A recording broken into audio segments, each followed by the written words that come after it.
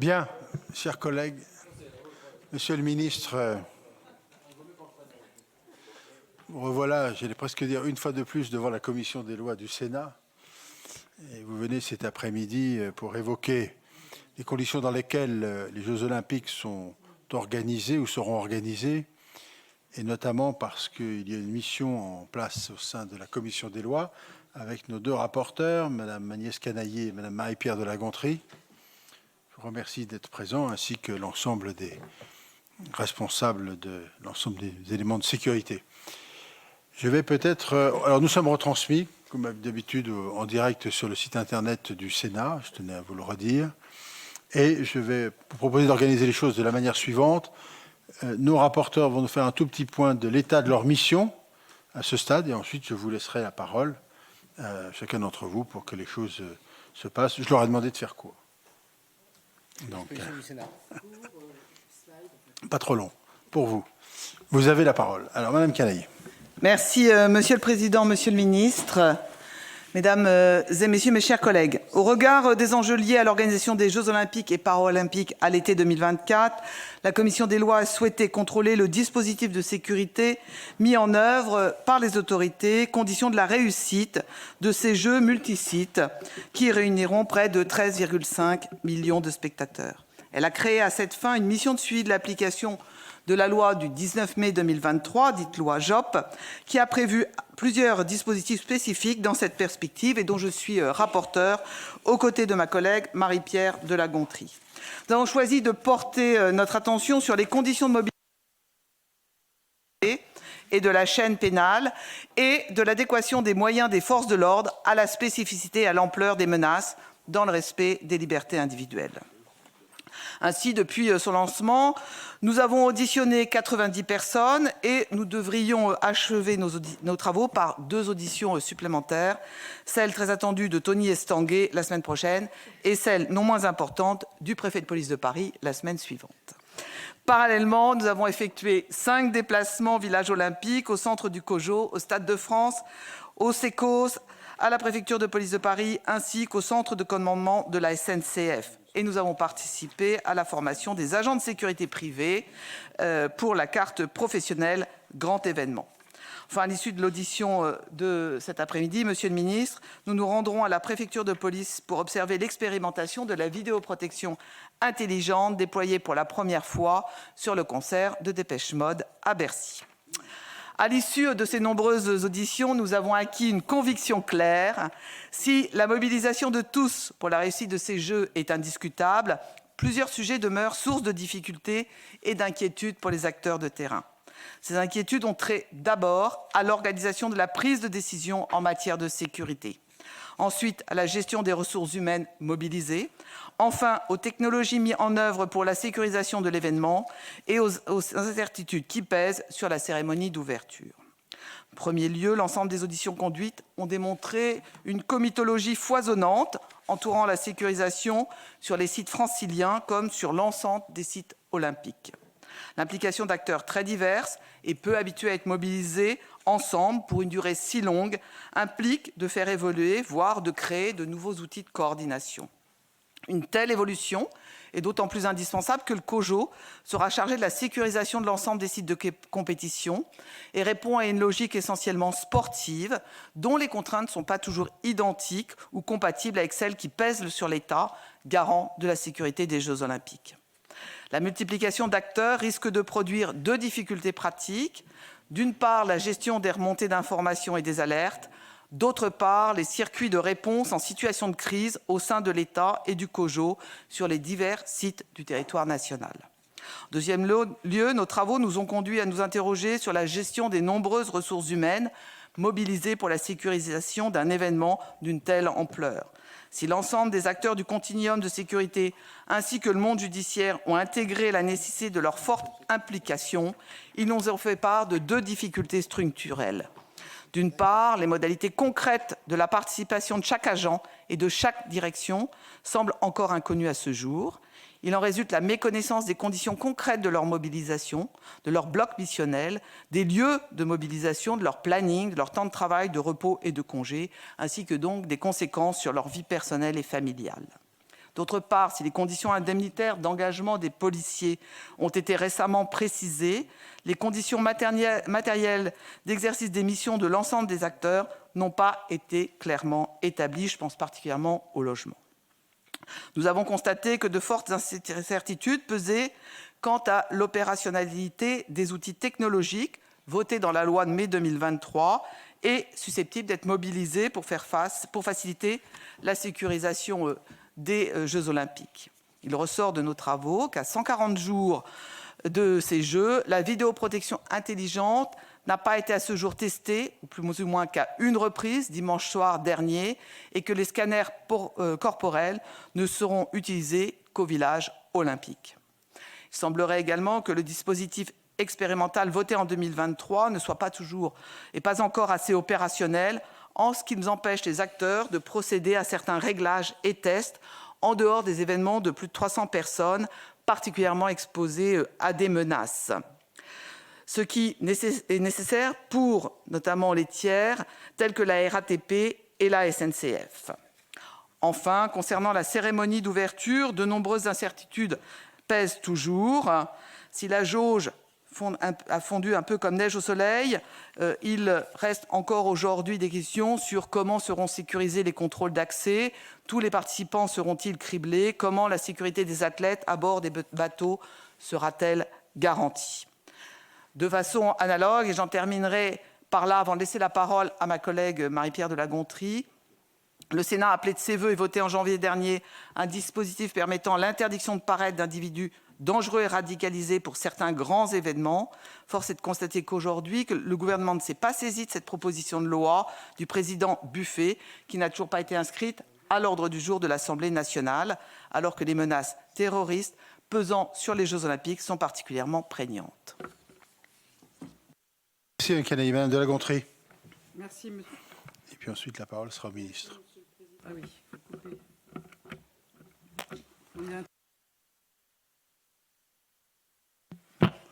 Merci, Monsieur le Président, Monsieur le Ministre, Messieurs les préfets, Mesdames, Messieurs, mes chers collègues.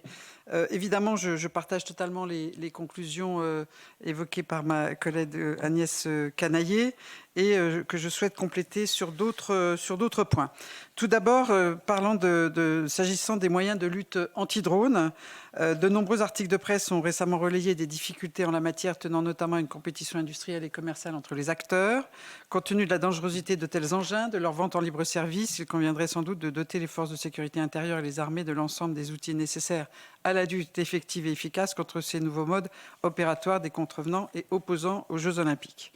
Par ailleurs, je souhaiterais que vous puissiez ici nous confirmer que les logiciels de reconnaissance faciale du type BriefCam ne seront pas utilisés par les forces de sécurité intérieure, ayant compris lors de l'audition d'un de vos fonctionnaires qu'ils avaient pu l'être, mais qu'ils n'avaient été demandés de ne plus les utiliser car, guillemets, je cite, « il y avait une enquête en cours ». Par ailleurs, vous signalez qu'il y a un certain nombre de domaines dans lesquels il semble que des récentes évolutions réglementaires aient rendu plus difficile à comprendre et à mettre en œuvre. Par exemple, 2 arrêtés du 1er février et 31 mars 2023 ont profondément modifié les conditions d'obtention de la certification technique des équipes cynotechniques privées en recherche d'explosifs, aboutissant à la perte de certification de 75% des équipages de la RATP et 40% des équipages de la SNCF. Une mesure transitoire nous semble devoir être déployée pour les Jeux Olympiques. Ensuite, je souhaiterais m'arrêter sur certaines difficultés propres à chacun des acteurs de ce qu'on appelle désormais communément le continuum de sécurité. Tout d'abord, la question de la capacité du secteur de la sécurité privée pour faire face aux besoins du COJO comme des autres acteurs locaux qui ont habituellement recours à ce type de prestations. Nous avons identifié 2 difficultés matérielles. D'une part, le raccourcissement nécessaire, nous semble-t-il, plutôt superflu, nous semble-t-il, des délais d'inscription au test de langue pour les étudiants étrangers désireux de se former et qui donc raréfie le volume de personnes qui peuvent se présenter. Et d'autre part, les conditions matérielles du retrait des agréments et de déplacement. En deuxième lieu, plusieurs acteurs syndicaux, représentants des personnels ou directeurs de la police et de la gendarmerie s'inquiètent de la période suivant les Jeux, au cours de laquelle nombre de personnels solliciteront des jours de congé et où les enveloppes budgétaires allouées en début d'année risquent d'être épuisées, nonobstant le supplément de budget que vous avez fort efficacement obtenu, Monsieur le Ministre, empêchant ainsi de terminer l'année budgétaire correctement. Il faut toujours être aimable avec un ministre, parce que comme ça, il relâche son attention. Peut-être, Monsieur le Ministre, pourriez-vous nous indiquer, Monsieur le Ministre, ce que vous avez prévu dans le projet de loi de finances rectificative sur ce point. Parallèlement, les armées nous ont alertés sur deux difficultés. D'une part, comme les autres corps d'ailleurs, le manque de visibilité sur leur engagement. D'autre part, l'impossibilité pour elles d'assurer un remplacement d'agents de sécurité, si ceux-ci venaient à manquer, à hauteur du 1 pour 1, pour une raison assez complexe que je n'ai pas compris tout de suite, de la nécessité de recomposer une chaîne hiérarchique qui ne permettait pas simplement de remplacer un absent par un militaire. Enfin, s'agissant des polices municipales, le secteur, vous le savez, traverse une crise depuis de longs mois qui porte sur l'attractivité, le régime indemnitaire et leur pouvoir. Mais certains maires souhaiteraient pouvoir allouer une prime exceptionnelle qui est prévue pour les forces de sécurité intérieure. Et c'est le moment où je donne normalement un deuxième hommage au ministre. Mais ça va se gâter ensuite, puisque ces communes aimeraient pouvoir attribuer une bonification indemnitaire ou une prime pour leurs policiers municipaux, mais manquent aujourd'hui d'une base légale pour le faire. Et je ne parle pas de la ville de Paris qui a un statut particulier, ni de la demande de financement que ne manqueront pas évidemment de présenter ces communes le moment venu, j'imagine, mais ce n'est pas mon sujet à l'instant. Il semble que, pour finir, l'ensemble des acteurs du continuum de sécurité pourront compter sur l'investissement total des acteurs judiciaires, dont l'organisation, que ce soit le tribunal judiciaire de Paris ou le tribunal judiciaire de Bobigny, nous a impressionnés, tant dans l'anticipation que dans ses développements. Sur l'ensemble de ces points, vous l'avez noté, quelques préoccupations sur lesquelles nous souhaiterions avoir des réponses rassurantes. Enfin, si l'ensemble des compétitions se déroule sur ce qu'on appelle désormais, je l'ai découvert, la plaque parisienne, le besoin de sécurisation des sites doit être concilié avec évidemment la délinquance habituelle, peut-on dire. Et donc, comment pensez-vous faire face aux besoins du reste du territoire? Et en dernier lieu, je souhaite évoquer un dernier point plus précis concernant la sécurisation des Jeux. Nous savons que des manifestations toutes pacifiques, parfois qui souhaitent contester l'existence même des JO, mais pas forcément, soutenant parfois des causes humanitaires, sont à prévoir. Il semblerait qu'à ce jour, contrairement à la pratique qui a été mise en œuvre pour les COP ou pour les réunions du G7 ou du G20, aucun espace de manifestation pacifique n'ait été d'ores et déjà programmé concernant les JO, et il nous semblerait utile de le prévoir afin d'anticiper toute difficulté. Voilà l'ensemble des éléments que nous souhaitions porter à notre connaissance, sachant que nous devions les faire en début de réunion, je l'ai dit au ministre, car ensuite nous allons écouter une démonstration qui sera sûrement longue et complète, et nous aurions pu être frustrés de la possibilité de poser des questions. Bien, merci Madame de la Gontrie, merci Madame Canaillet pour cet état des lieux de vos travaux. Je voudrais redire, Monsieur le Ministre, avant de vous donner la parole, j'ai oublié de le signaler en début de réunion, vous êtes accompagné par Monsieur le Préfet de la région Île-de-France, Monsieur Marc Guillaume, par le Préfet de police de Paris, Monsieur Nunez, par Madame la Directrice Générale des Services Intérieurs, enfin de la Sécurité Intérieure, pardon, Madame Berton, par le Directeur de la Police Nationale, Monsieur Vaux, par le Directeur de la Gendarmerie Nationale, Général Rodriguez, et par le Directeur de la Sécurité Civile, Monsieur Marion. Voilà, c'est dire aussi, mes chers collègues, l'importance de notre réunion de cet après-midi. Monsieur le Ministre, vous avez la parole. Merci, Monsieur le Président de la Commission des lois. Saluer les rapporteurs et bien sûr la Commission et les sénateurs. C'est un point très important, Monsieur le Président, que vous demandez de faire devant votre Commission, puisque dans 64 jours exactement, le 8 mai prochain, commenceront pour le ministère de l'Intérieur, au sens opérationnel du terme, les Jeux olympiques et paralympiques que la France organise une fois par siècle, si on regarde les précédents. Et si on regarde les choses avec le passé des grands événements sportifs, je rappelle que les Jeux olympiques d'été sont les premiers plus grands événements au monde, tout événement confondu. C'est la première fois que nous organiserons une cérémonie d'ouverture en dehors d'un stade, puisque ça n'a jamais existé, ni pour des Jeux olympiques d'été, ni pour la Coupe du monde de football, qui sont les deux plus grands événements au monde. Il s'agit donc pour le ministère de l'Intérieur, et je ne me paye pas de mots, sans doute du défi le plus important en matière de logistique et de sécurité qu'il aura eu à organiser jusqu'à présent.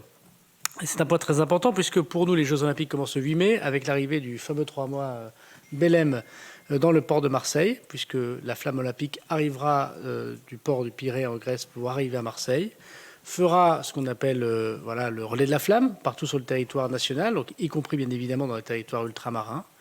Et puis viendra le moment des Jeux Olympiques par sa cérémonie d'ouverture, qui sera sans doute le moment le plus impressionnant, le plus difficile à organiser. Sur les 6 km que compte la Seine, on y reviendra. Puis viendra les épreuves, puis une légère pause, et puis une cérémonie d'ouverture, là également en dehors d'un stade. Les Jeux paralympiques, il ne faut pas les oublier. Le 28 août prochain, sur la place de la Concorde, il y aura l'équivalent d'un stade de France pour acclamer nos athlètes et au moins une 50aine de chefs d'État. C'est pas si facile que ça à faire fin août à Paris. Et puis des Jeux paralympiques qui tiendront lieu et en haleine les Français jusque mi-septembre. Donc d'abord dire à Madame de la Gontrie, quand elle interroge, elle a bien raison sur les suites et notamment les conséquences d'une telle mobilisation, en imaginant que tout ça soit bien fait et réussi. Il y a évidemment un travail de longue haleine d'élongation, comme diraient les militaires. Et d'abord, avant même de penser à la suite, il faut bien voir que pour nous, les Jeux Olympiques, c'est du 8 mai jusqu'à mi-septembre. Je retire l'attention sur le fait que c'est vraiment une année exceptionnelle 2024, puisqu'on peut avancer. Je veux d'abord vous faire constater que ça, c'est la démonstration des grands événements que nous avons à organiser en France au ministère de l'Intérieur. Alors vous avez le Tour de France qui va continuer, par exemple, c'est tout en haut, là, un peu au milieu de l'année, qui va arriver à Nice, qu'on a réussi à déplacer à Nice pour le plus grand bonheur du maire de Nice. Nous avons évidemment le 14 juillet qui se déroulera partout sur le territoire national et à Paris. Il n'y a pas d'annulation du 14 juillet, il y a un déplacement du lieu du 14 juillet. Il y a tous les événements culturels, l'intégralité, le festival, l'intégralité des festivals sont maintenus. Je rappelle qu'il y a 2 ans, on a eu des débats dans l'hémicycle au Sénat pour savoir ce qu'on annulait, ce qu'on n'annulait pas. On garde l'intégralité des festivals, la fête de la musique. Se rajoutent à cela 2 événements extraordinaires.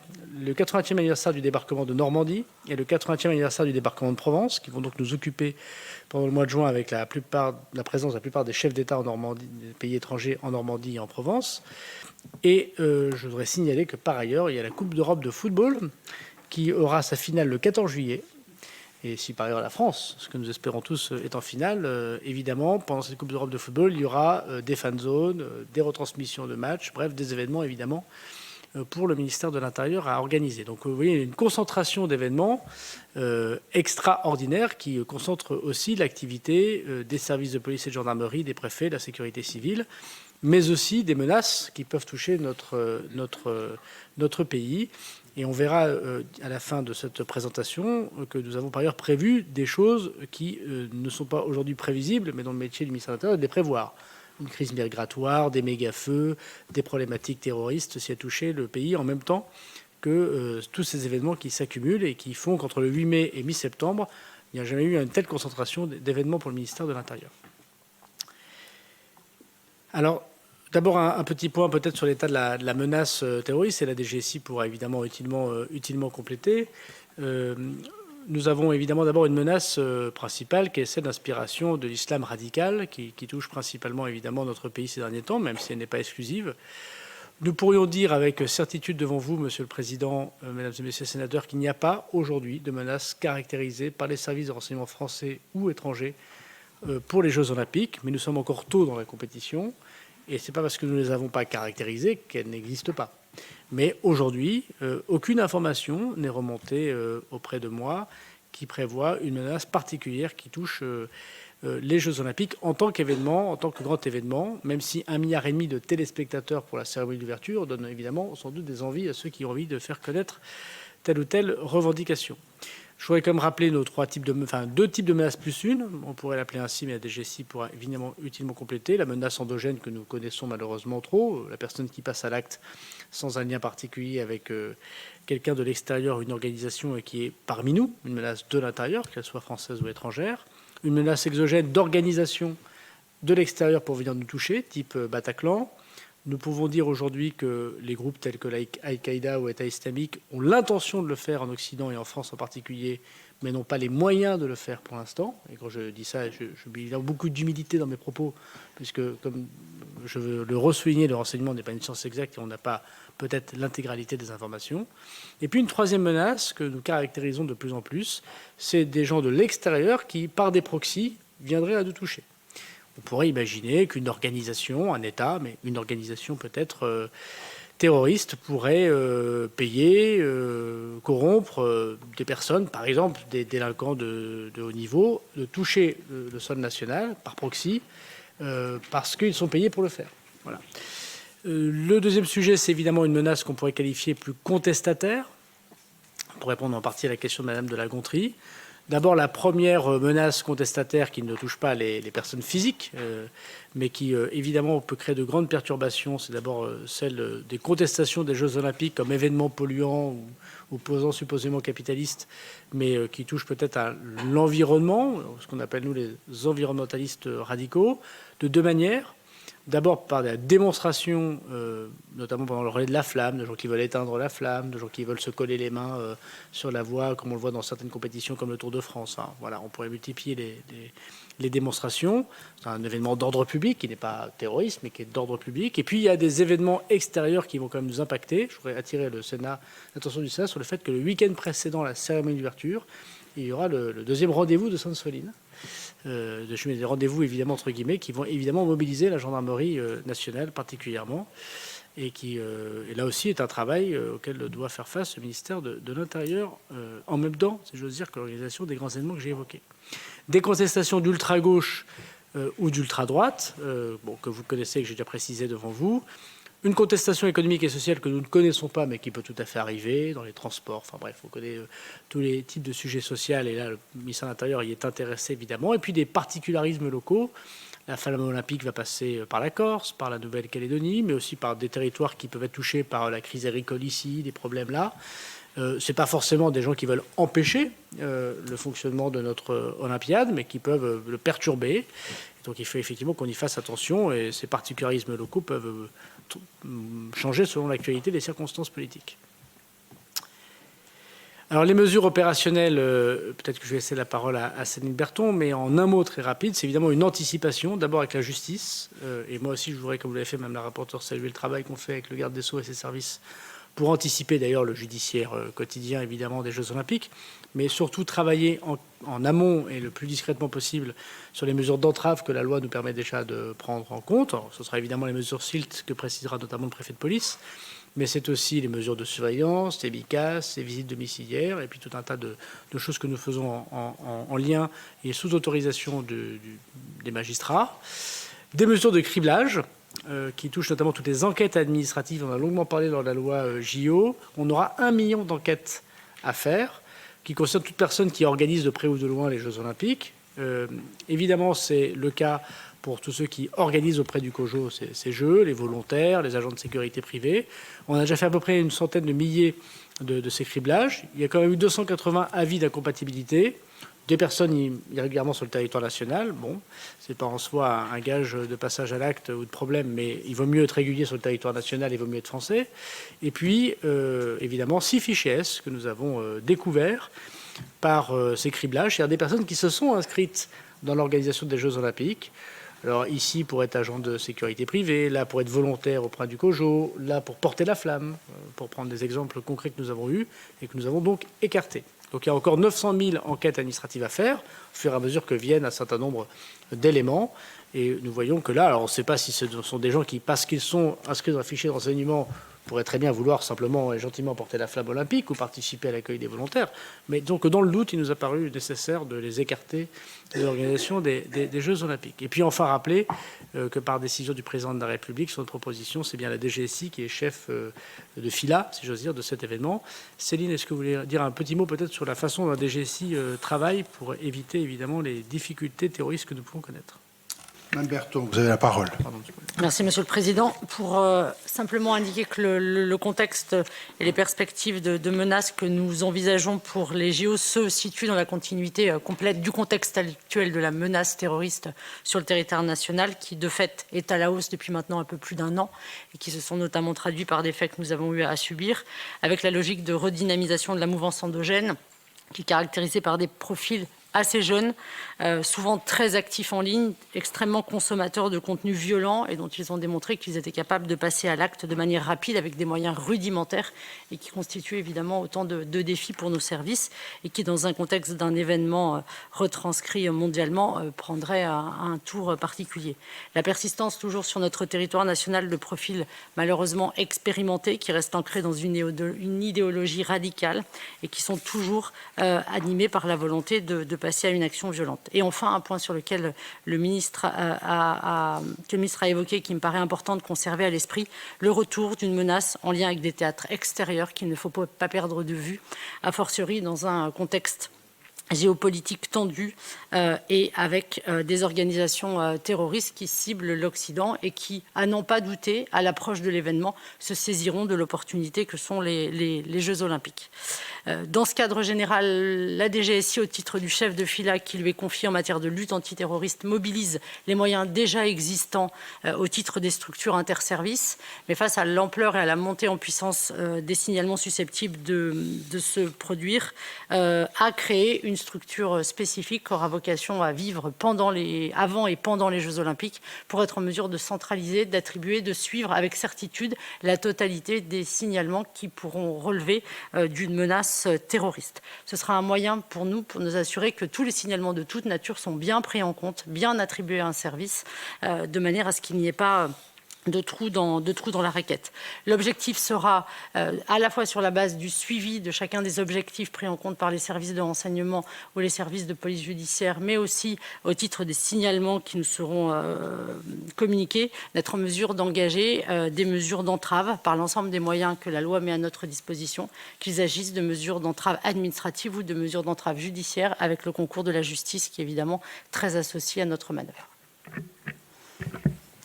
Monsieur le Président, nous allons donc organiser, à partir du relais de la flamme jusqu'à la fin des Jeux Olympiques, avec le monde judiciaire, une stratégie d'entrave pour pouvoir mettre hors état de nuire des personnes dont nous aurions éventuellement un doute. Et je voudrais d'ailleurs dire que nous sommes très aidés par la DGSE et par les autres services de renseignement, mais aussi par les services étrangers, je voudrais ici remercier, qui tous concourent, quels qu'ils soient, à nous donner des informations qui nous permettent de faire ces stratégies d'entrave, toujours validées par les magistrats, et notamment dans le cas des visites domiciliaires ou des MICAS que vous nous avez, si j'ose dire, accordées. Moi, je voudrais répondre à Mme Canaillet pour dire que je regrette que la loi présentée par le président Buffet ne soit pour l'instant pas discutée à l'Assemblée nationale. On a, avec le garde des Sceaux, peut-être des différences parfois sur un certain nombre d'éléments de ce texte. Vous m'avez entendu en séance publique le dire collectivement.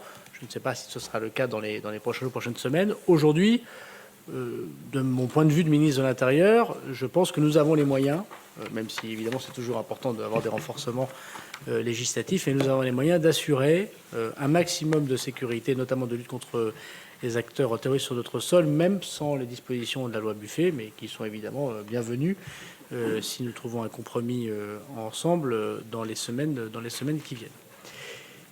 Bon, je propose qu'on avance. Alors, on va passer rapidement sur un sujet qui, quand même, va nous prendre un petit peu de temps, le relais de la flamme olympique, puisque nous avons 65 villes-étapes avec une centaine de sites et 400 villes traversées, dont 6 territoires ultramarins, 10 000 porteurs de la flamme olympique. C'est donc un très gros travail. Et évidemment, nous avons une présence de la police et de la gendarmerie que nous avons détaillée, qui permet à chacun de pouvoir vivre ce moment intéressant qu'est la flamme. N'oublions pas qu'il y a une flamme paralympique également, qui ne subit pas le même sort que la flamme olympique, mais de ce que j'en sais, je le dis aux sénateurs, la difficulté, c'est que la flamme olympique n'est jamais éteinte, même quand elle prend les transports, ce qui renforce, et ce qui renforce évidemment le travail de sécurisation du ministre de l'Intérieur. Alors, en avion aussi, exactement, paraît-il. Je ne l'ai pas vérifié moi-même, mais dans l'avion, dans le bateau, exactement, voilà. Notamment lorsque la flamme fera Guyane, Nouvelle-Calédonie. Voilà. Donc la bulle de sécurité de la flamme sera la suivante. J'ai eu l'occasion de la présenter à la presse.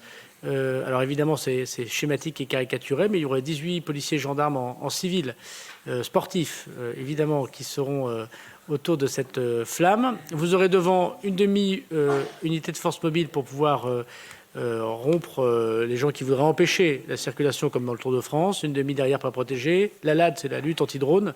Et le GIGN qui est chargé évidemment de la protection de cette flamme.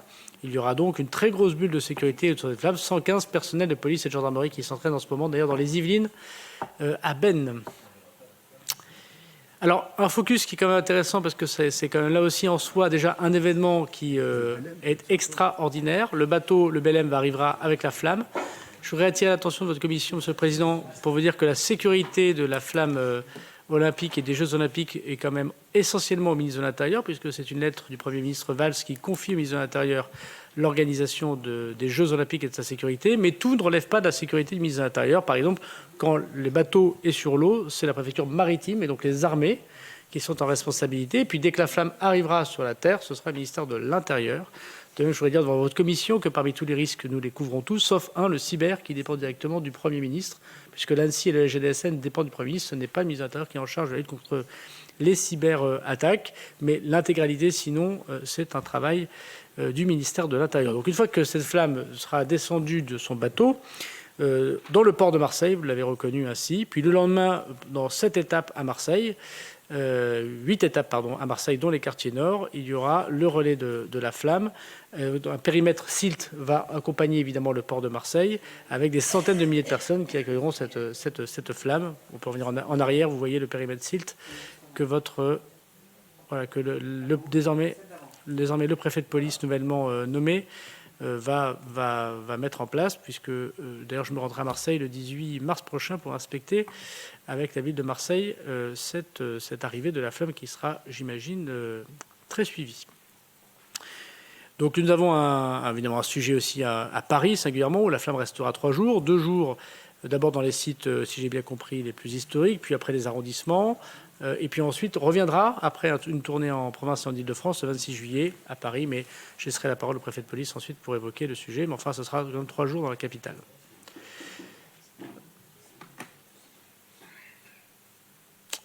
Alors en Outre-mer, je ne veux pas oublier nos ultramarins, puisque nous aurons dans la quasi-intégralité de nos Outre-mer la présence de la flamme, et notamment des dispositions qui vont la faire traverser la mer, et singulièrement la Polynésie française qui accueille, vous le savez, les épreuves de surf. Alors, évidemment, le point le plus important, même s'ils sont tous très importants, et que je souhaite évoquer avec vous, c'est la cérémonie d'ouverture pour répondre à une partie de vos questions par ailleurs. Je voudrais attirer l'attention de la Commission, et à travers vous, Monsieur le Président, des Français.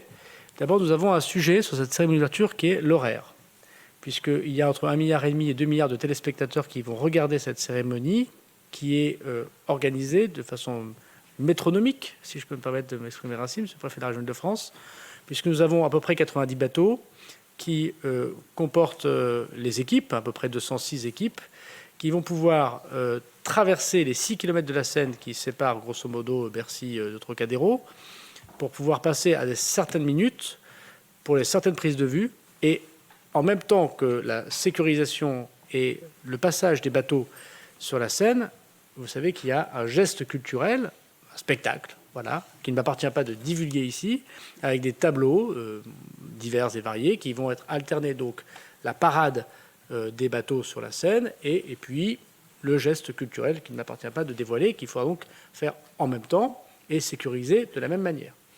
Donc il n'y a pas simplement à sécuriser les bateaux qui vont longer la Seine pour aller au Trocadéro, pour descendre les sportifs au Trocadéro, pour passer devant les chefs d'État et puis pour finalement s'arrêter à la cérémonie. Il y aura en même temps que ces 90 bateaux. Chaque bateau, c'est 42 minutes de passage. Il y aura un spectacle tout au long de ces 6 km linéaires de la Seine. Alors, je serai préfet de la région Île-de-France préciser s'il le veut le nombre de bateaux exact. Aujourd'hui, je peux vous dire qu'il y a 90 bateaux qui vont comporter à peu près 90 bateaux, entre 80 et 90 bateaux, Madame de la Gontrie, qui vont avoir les 206 équipes. C'est-à-dire qu'il y aura plusieurs équipes sur un bateau, ce qui pose d'autres problèmes de savoir quelles équipes sur quel bateau. On en reparlera, mais qui vont traverser la Seine. Je voudrais attirer l'attention sur 3 points, s'il vous plaît. Le premier, c'est que le préfet de la région Île-de-France pourra me contredire, bien sûr, dans les limites un préfet, du raisonnable. Dans la limite où un préfet peut contredire le ministre de l'Intérieur. Je crois que depuis Louis XV, il n'y a pas eu de parade sur la Seine de bateaux qui allaient dans le même sens. Puisque l'une des difficultés que va vous expliquer plus longuement le préfet de la région Île-de-France, c'est que les bateaux vont aller en même temps, de la même manière, donc mettre fin à la signalisation actuelle de la navigation de la Seine pour faire, grosso modo, Bercy, Trocadéro. Premier point. Le deuxième sujet, c'est évidemment pour nous un sujet de sécurisation pour l'ensemble de ces bateaux, des équipes, des 150 ou 200 chefs d'État et de gouvernement qui seront au Trocadéro, et de centaines de milliers de personnes, on y reviendra après, qui sont sur les quais bas, sur les quais hauts et dans les logements qui pourront regarder ce qui se passe sur la Seine. Et puis le troisième sujet, c'est évidemment pour nous de gérer tout ce qui est à côté de cette cérémonie, puisqu'il y aura des fan zones dans les arrondissements parisiens et ailleurs sur le territoire national. Alors, juste un petit mot, moi, sur la cérémonie d'ouverture sur les spectateurs. Je laisserai la parole au préfet de la région Île-de-France sur la navigation. Nous avons 104 000 spectateurs sur les quais bas, c'est-à-dire les personnes qui ont payé un billet ou qui vont payer un billet auprès du comité d'organisation des Jeux Olympiques. Le montant maximal de billets qu'ils peuvent vendre, ça ne veut pas dire qu'ils ont vendu les 104 000, parce que justement, il y a un certain nombre de questions qui peuvent encore se poser à quelques-uns près, c'est 104 000 personnes. Donc ce qu'on appelle les quais bas, on les verra après, je vais vous donner les lieux où sont ces quais bas. Ce n'est pas partout le long de ce linéaire des 6 km. C'est les quais bas, plus quelques ponts de la Seine, où on mettra des tribunes pour regarder la Seine. Ce qui pose des questions que le préfet de la région Île-de-France précisera sur les ponts. Et on sait qu'il y a certains ponts qui peuvent être problématiques. Vous avez vu l'accident de bateau qu'il y a eu à Sully-Morland, par exemple. Le préfet précisera. Ensuite, vous avez 222 000 personnes exactement sur les quais hauts. Ces 222 000 personnes sur les quais hauts, donc ce sont des personnes qui vont venir gratuitement sur les hauts des quais de la Seine, comme son nom l'indique, ne pourront pas aller sur les 6 km de linéaire. D'abord parce qu'il y aura des voies de passage. Ensuite parce que nous avons gardé, à la demande du président de la République, les bouquinistes qui ne verront pas démonter leur box sur la Seine. Le préfet de police pourra préciser d'ailleurs ce point important. Et puis par ailleurs parce que nous avons fait le choix de finalement, pour des questions de sécurité et vu la menace que nous connaissons, de 3 personnes par mètre carré.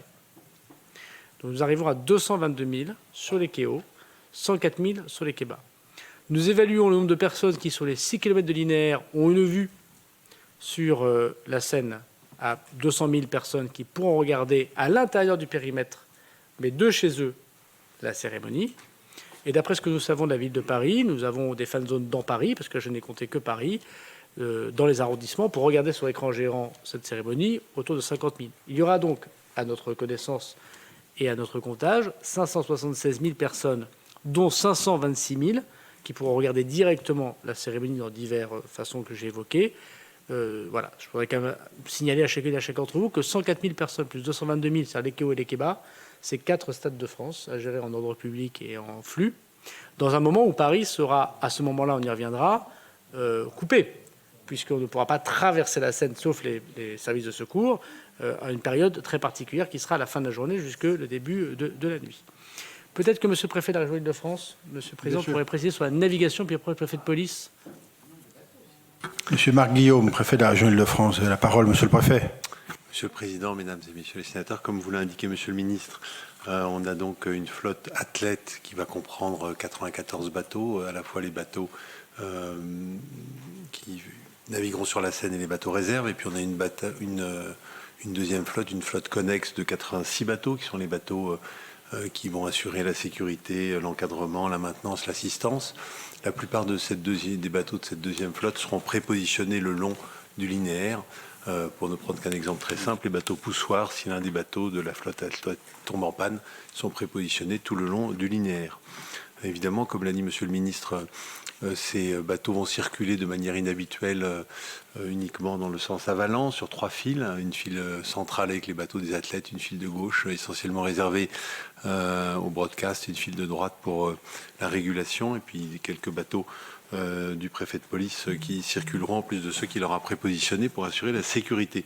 On a 3 types de points à gérer pour cet aspect-là de la parade fluviale. D'abord, un contrôle de tous les bateaux.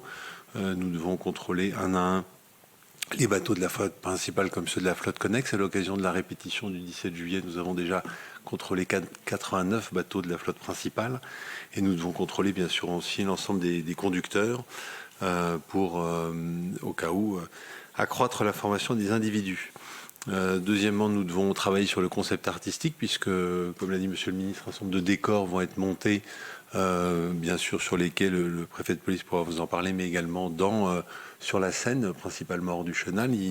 Nous aurons à peu près 25 établissements flottants et 35 matériels flottants qui seront positionnés pour avoir l'ensemble des activités prévues pour le spectacle. Là aussi, nous avons des dossiers à instruire. Pour ne prendre qu'un exemple, pour les conditions d'amarrage de ces divers éléments, nous devons vérifier qu'ils n'interviennent pas dans des frayères et au cas où travailler avec des écologues pour respecter les règles environnementales. On a des règles de montage qui vont nous conduire à avoir à peu près 38 nuits de montage qui vont s'échelonner dans les 3 mois précédant la cérémonie du 26 juillet. Le démontage se fera plus rapidement. Et puis troisième point, les zones d'embarquement et de débarquement. Comme Monsieur le ministre vous l'a dit, on a 6 km de zone de circulation des navires entre Austerlitz et le Trocadéro. Mais donc on a 4 km à l'est sur lesquels, quand les 250 bus emmenant les 10 000 athlètes vont se répartir pour qu'on puisse faire monter sur à peu près 4 km de linéaire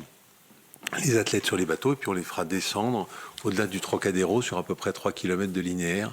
Donc là aussi avec beaucoup de pontons qui vont devoir être instruits à cette fin.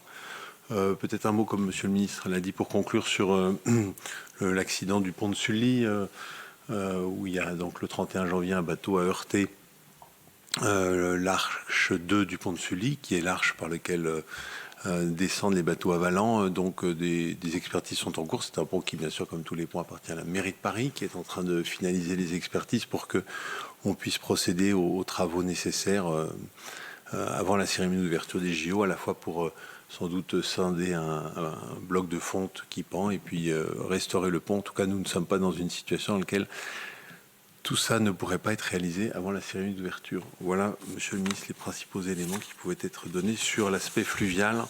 Tout le monde est au courant maintenant du fait que nous avons réussi à limiter la fermeture à la navigation de la Seine du 20 au 26 juillet, ce qui nous permet de maintenir la plupart des activités économiques et notamment l'activité des céréaliers pour arriver à descendre les moissons dès le 26 juillet.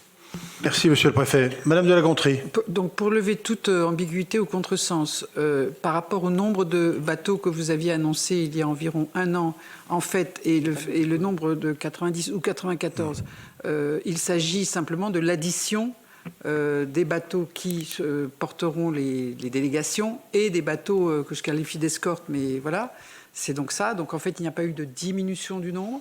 Sachant qu'il y a, sauf erreur, mais je peux me tromper, 10 500 athlètes, il y en aura peut-être moins.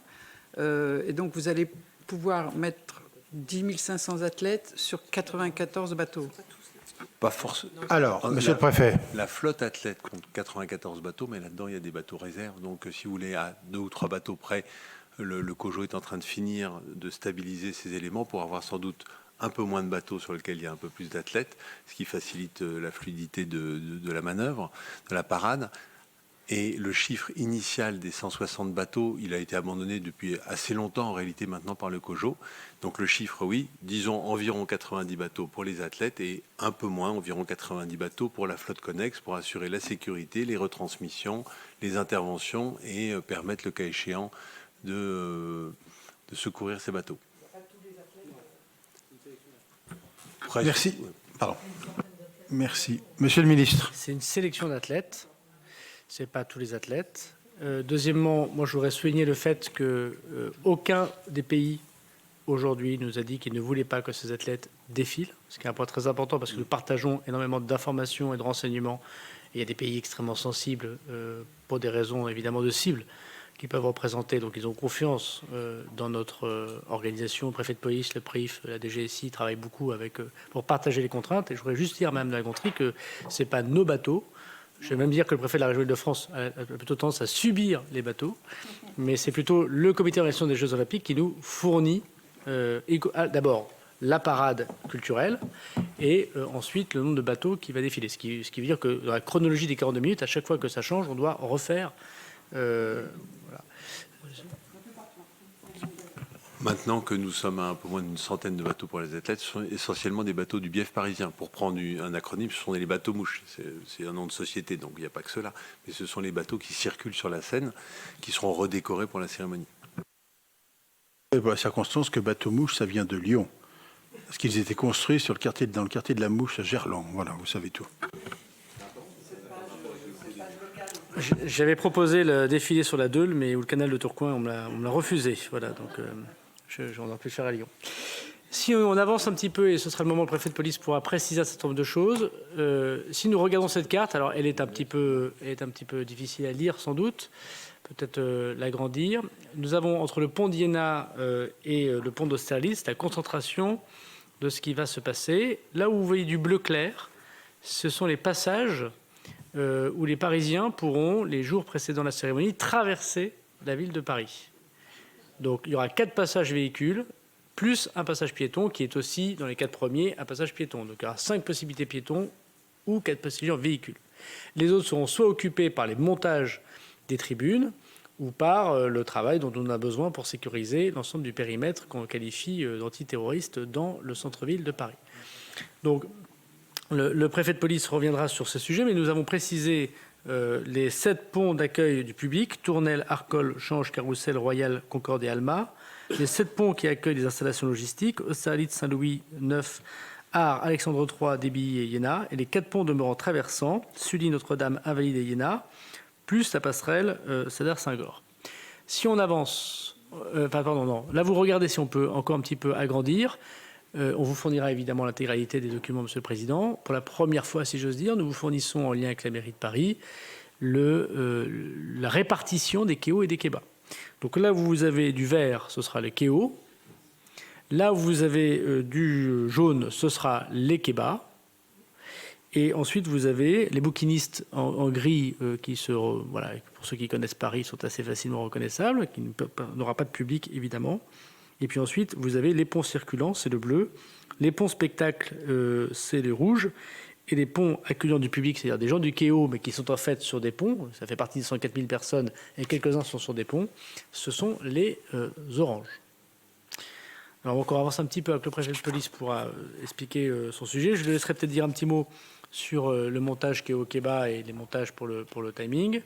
Vous dire que, par exemple, nous avons aussi sur la neutralisation progressive des ponts de la Seine des dates que nous allons communiquer par votre intermédiaire aux Français et donc aux Parisiens. À partir du 1er juillet, des restrictions de circulation. Alors, il faut distinguer ce qui relèvera de la circulation motorisée, on en reparlera, la circulation à pied. 8 juillet, d'autres ponts. 15 juillet, l'intégralité des ponts, dont le pont de la Concorde. Alors, juste peut-être sur le point précédent, est-ce que le préfet de police veut dire un petit mot sur le montage, le démontage, le dossier, et qu'est-ce qui l'a poussé à proposer ça au ministre de l'Intérieur, qu'il a accepté avec plaisir. Avec plaisir. Monsieur Nunez, préfet de police, la parole. Merci. Merci, Monsieur le Président, Monsieur le Ministre, Mesdames et Messieurs les sénateurs. Donc, sur les phases de montage, d'abord, oui, ce qui nous a poussé à prévoir des points de passage, c'est que le ministre y reviendra plus tard, mais on va avoir un périmètre de protection sur ces retours de la cérémonie qui va rendre compliqué la traversée de cette zone.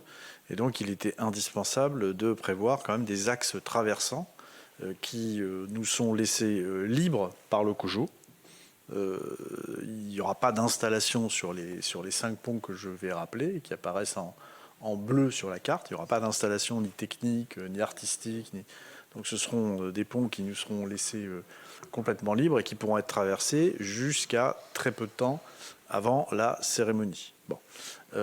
Donc on ne parle évidemment que du centre de Paris, comme l'a dit le ministre, c'est-à-dire entre Bir Hakeim et Austerlitz.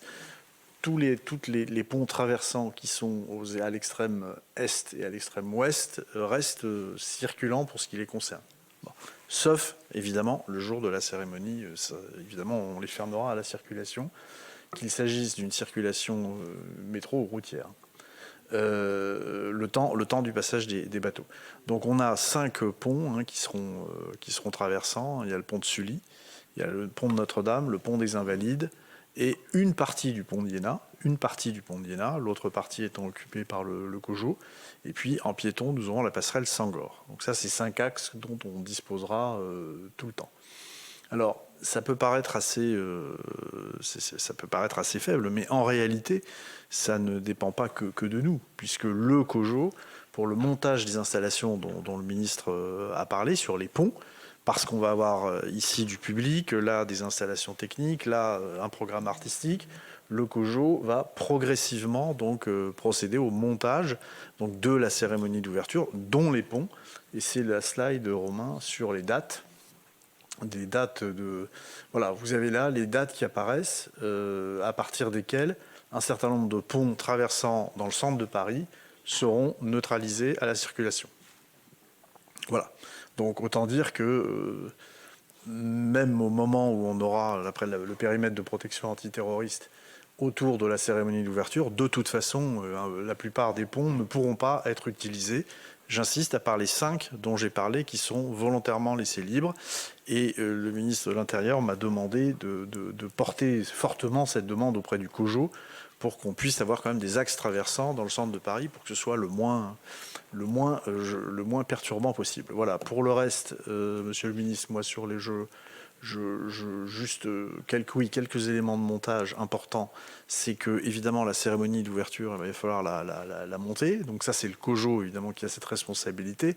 Côté préfecture de police, on va évidemment assurer les mesures de circulation, de restriction de circulation qui accompagnent ce montage. Et vous voyez que donc les ponts, je viens d'en parler, ça commence le 1er juillet, ça se termine au 15 juillet. On a un montage aussi qui va être assez important. C'est la partie des quais qui va être où la ville de Paris va installer ses box. Donc dans la limite de la jauge qu'a rappelé le ministre, 222 000, j'y reviendrai. Donc les quais, le montage commence début juin et on a un impact significatif sur la circulation sur les quais qui sont concernés par les box à partir de la mi-juillet. Bon, j'insiste, la ville de Paris a fait à notre demande un effort extrêmement important puisque dans le scénario initial, on avait des quais qui étaient fermés à la circulation à partir du 1er juillet. Donc là, tout est décalé de 15 jours. Et puis pour ce qui est des quais bas, même si ça a moins d'impact sur la circulation, côté COJO, les quais bas où vont installer le public payant, le public COJO, le montage commencera à compter de la mi-juin. Voilà. Et juste pour compléter, juste quelques secondes, pour ce qui est de la jauge, qu'a rappelé le ministre, je parle là des quais, la jauge à 222 000, c'est le dossier initial. Vous signaliez, madame la rapporteure, qu'il avait fondu comme neige au soleil. Nous, on n'a fait qu'appliquer la réglementation telle qu'elle existe pour avoir 3 personnes par mètre carré, le nombre d'entrées sorties par box qui correspond à la réglementation. Et puis, il y a l'incidence du retrait, évidemment, des zones à bouquinistes sur lesquelles on ne va pas mettre de public parce que mettre du public derrière des boîtes dans lesquelles on peut dissimuler des explosifs, je ne pense pas que le ministre de l'Intérieur m'aurait autorisé à lui faire cette proposition. Et d'ailleurs, je ne me suis même pas avancé à la faire. Et donc voilà, on ne mettra pas de public. Donc on a réduit à partir du moment où on laisse les boîtes, on réduit la jauge. Et cette réduction porte sur à peu près, c'est la différence entre, c'est très simple, c'est la différence entre 300 000 et 222 000. Donc c'est 78 000 personnes, une jauge qui est baissée de 78 000 personnes. Voilà, pour le reste, moi sur les jauges, je n'ai pas d'autres commentaires à faire. Voilà, monsieur le ministre. Merci Laurent. Alors peut-être sur les périmètres de sécurité, puisque comment on va sécuriser tout ça? Eh bien, nous prenons 2 types de moments. Le premier, c'est une loi, application de la loi SILT dans l'ensemble de ce périmètre, donc une bulle de sécurité qui représente une grande partie des 6 km donc, de la Seine et ses abords immédiats. Ce que vous voyez en bleu, c'est un accès motorisé qui est réglementé. Et ce que vous voyez en rouge, c'est un accès interdit pour les véhicules. Ça veut donc dire que les piétons pourront continuer à traverser, y compris la Seine, mais les véhicules ne pourront pas s'arrêter sur les ponts traversants, ils ne pourront que traverser la Seine, et les véhicules ne pourront pas rentrer, sauf exception, les résidents, les gens qui livrent à domicile, par exemple, les médecins, enfin, bref, dans le périmètre rouge. Alors, pourquoi on met quelques jours avant?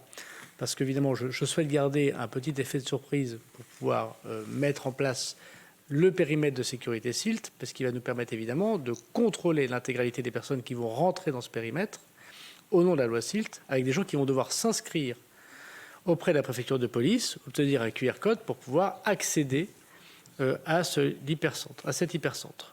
Et les gens ne pourront pas accéder à cet hypercentre s'ils ne sont pas inscrits, et donc, évidemment, qu'ils connaissent une surveillance des services de police.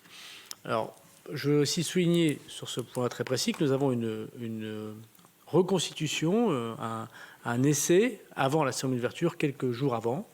Donc en tout cas, ce périmètre, il se déroulera quelques jours avant. Je ne sais pas, Marc, le jour exact on ne dit pas le jour exact de la reconstitution dans les quelques jours précédents.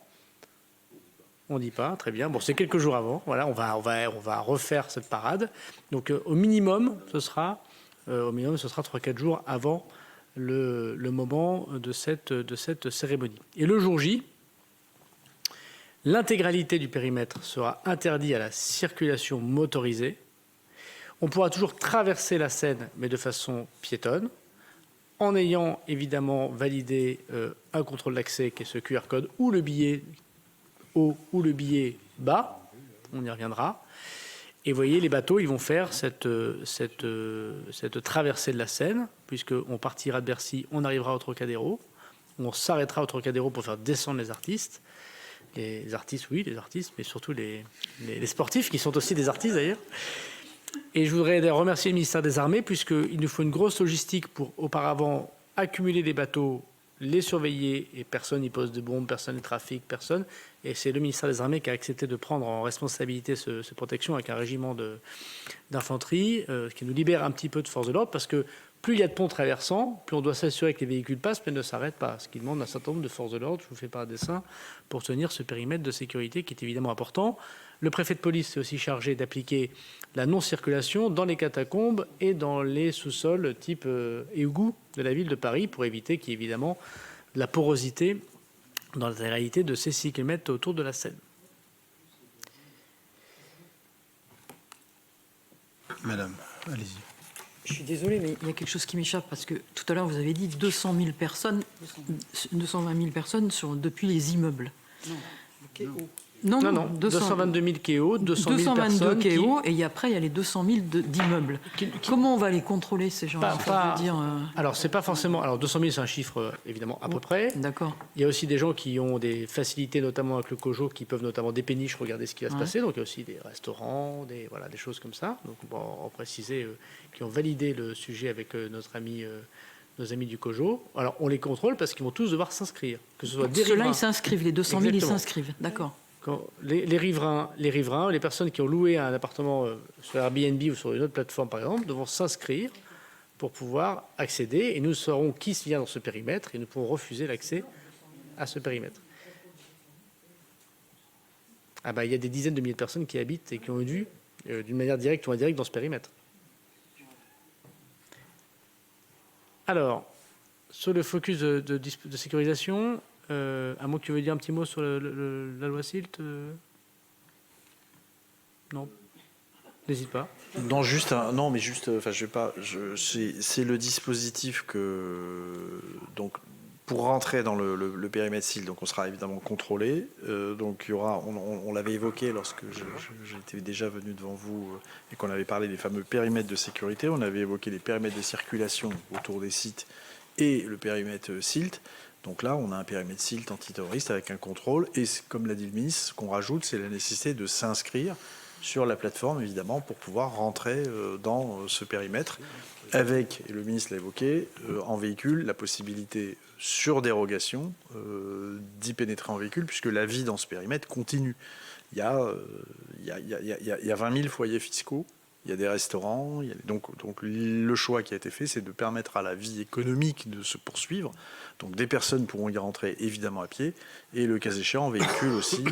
Et là, on utilisera, comme l'a dit le ministre, le même dispositif d'inscription et l'utilisation de la plateforme. Donc après, Monsieur le Président, le dispositif de...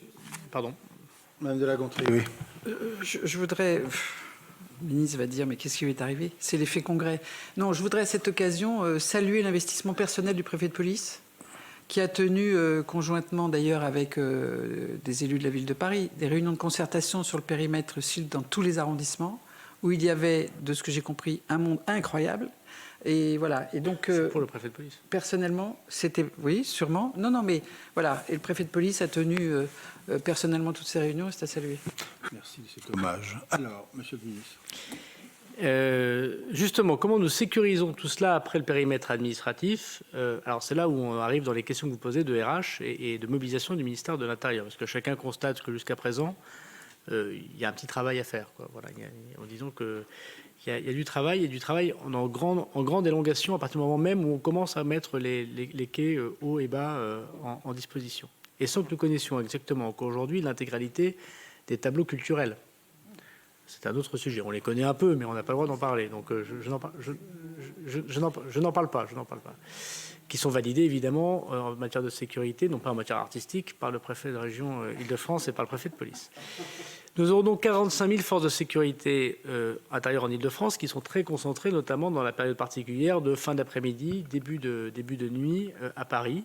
Donc je voudrais rappeler que ce vendredi-là, c'est le week-end des juilletistes et des Haussiens, donc des gens qui font des allers-retours, notamment dans les grandes gares d'Île-de-France, pour pouvoir repartir chez eux, qu'il faut également sécuriser, ce qui est d'ailleurs, on rajoute au dispositif que nous avons. Alors, je voudrais d'abord dire pour Madame de La Gontrie qu'à ma connaissance, mais je donne la parole peut-être au DGGN, nous n'avons pas de problème de lutte anti-drone. C'est-à-dire nous qui avons exporté notre savoir-faire, notamment la Coupe du Monde du Qatar, c'est les gendarmes français qui ont garanti la lutte anti-drone lors de la Coupe du Monde du Qatar, et grâce au ministère des Armées qui n'a pas la compétence, mais qui nous aide beaucoup, et j'en remercie le ministère des Armées à l'achat et à la formation et au travail qu'on fait avec la gendarmerie nationale, notamment, nous avons des dispositifs anti-drone efficaces. Je laisserai le DGGN en dire un mot s'il le souhaite, et le directeur général de la police nationale, évidemment, aussi. Plus de 100 plongeurs des mineurs qui vont accompagner tout ça, parce qu'il va falloir regarder ce qui se passe en dessous des bateaux, bien évidemment. Des risques NRBC, donc radiologiques, biologiques, chimiques, explosifs et nucléaires, notamment avec des équipes SINO. Je reviendrai sur la question des équipes SINO, mais qui vont être sous l'autorité du directeur général de la sécurité civile. Alors c'est vrai pour la cérémonie d'ouverture, mais c'est vrai pour tous les événements autour des Jeux Olympiques, et ils sont nombreux. Et je voudrais souligner devant vous, Monsieur le Président de la Commission, le fait que pour la première fois au ministère de l'Intérieur, les 3 unités d'élite du ministère de l'Intérieur se sont mis d'accord sur le même territoire pour preuve que l'heure est grave et que la cérémonie d'ouverture est importante, puisque le GIGN, le RAID et la BRI vont se répartir les unités d'intervention. Le RAID prendra tous les points hauts des immeubles parisiens pour pouvoir faire évidemment la surveillance non seulement des toits mais des fenêtres en cas de personnes qui viendraient à déjouer nos services de sécurité et de renseignement et vouloir tirer sur les bateaux qui passent ou la foule. Le GIGN accompagnera les sportifs sur les bateaux. Il y aura donc des équipes du GIGN dans chacun des bateaux. Et la BRI sera prête à l'intervention terreau classique pour l'ensemble du dispositif. Ça fait donc plus de 650 unités d'élite qui vont intervenir. Se rajoute à cela évidemment par ailleurs des hélicoptères qui vont survoler avec les drones la cérémonie pour pouvoir, ces hélicoptères, tenir des tireurs d'élite en stationnaire pour pouvoir là aussi suivre telle ou telle équipe compliquée, en tout cas qui peut poser des problèmes de cible terreau ou voilà, des endroits où on aurait un doute. Et donc il y aura une couverture du ciel de Paris. D'autant plus facile que nous arrêterons la circulation aérienne à 150 km de Paris, donc Roissy, Orly, Beauvais, enfin le Bourget, vers 19h, pour la reprendre après la cérémonie d'ouverture. Je pense que là aussi c'est assez historique que nous arrêtions totalement les aéroports. Ce qui veut aussi dire que la plupart des équipes, bien évidemment, mais surtout des chefs d'État, devront donc arriver soit au-delà de 150 km de Paris, ce qui n'est pas très évident, mais l'aéroport de l'Île-les-Quins est prêt à les accueillir. Soit évidemment une organisation qui demande un travail très, très important en amont. Est-ce que le DGG veut dire un petit mot d'abord sur la question peut-être des drones ? La parole est au général Rodriguez. Vous avez la parole, mon général. Oui, merci Monsieur le Président. Alors sur les drones, c'est vrai qu'il y a pas mal de choses qui sont écrites, mais en fait, il y a un engagement très très fort globalement de toutes les forces qui s'intéressent aux drones déjà depuis quelques temps. Alors je parle aussi pour la préfecture de police qui est très engagée depuis un moment. Le ministère a beaucoup appris pendant la Coupe du Monde de football au Qatar, parce que nous avons engagé nos équipes au Qatar et on a appris. Et puis ça existe au quotidien, parce qu'on a des tas de... Dès lors qu'il y a un événement, il y a une manœuvre anti-drone qui est mise en place. Donc on a de nombreux moyens qui sont globalement très coordonnés. L'armée de l'air suit également cette partie de drones et en dispose également. Donc là, le dispositif est vraiment très très coordonné avec de nombreux moyens qui sont mis en place.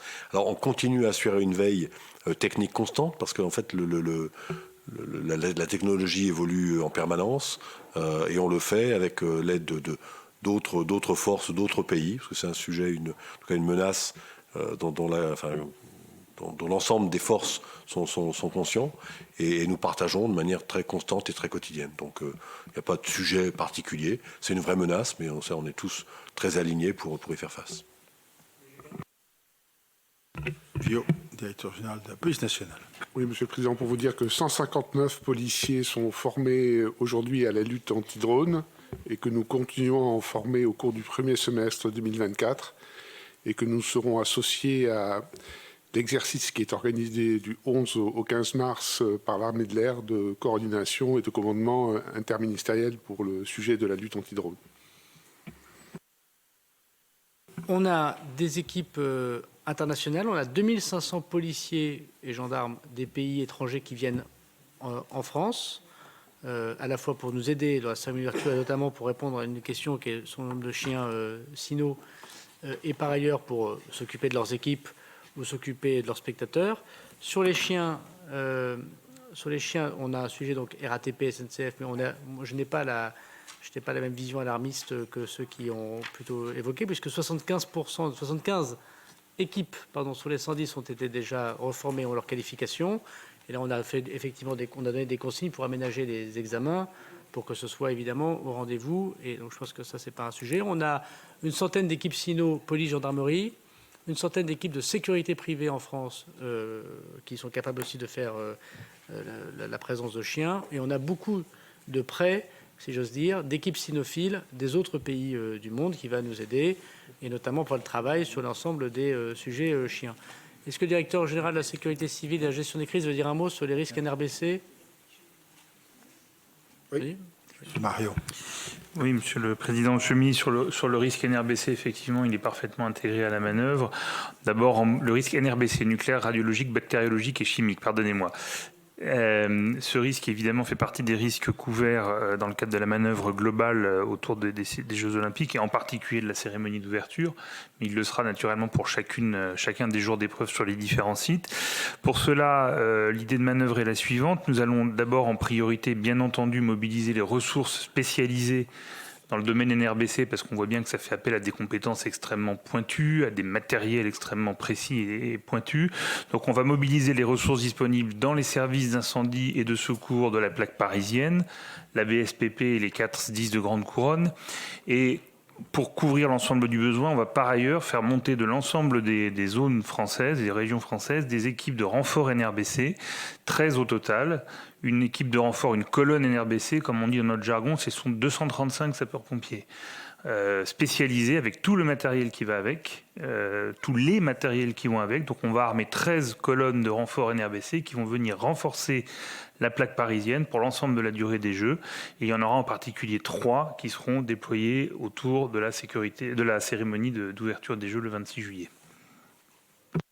Merci, monsieur. Alors, peut-être un point très important, c'est qui va sur ces quais-hauts?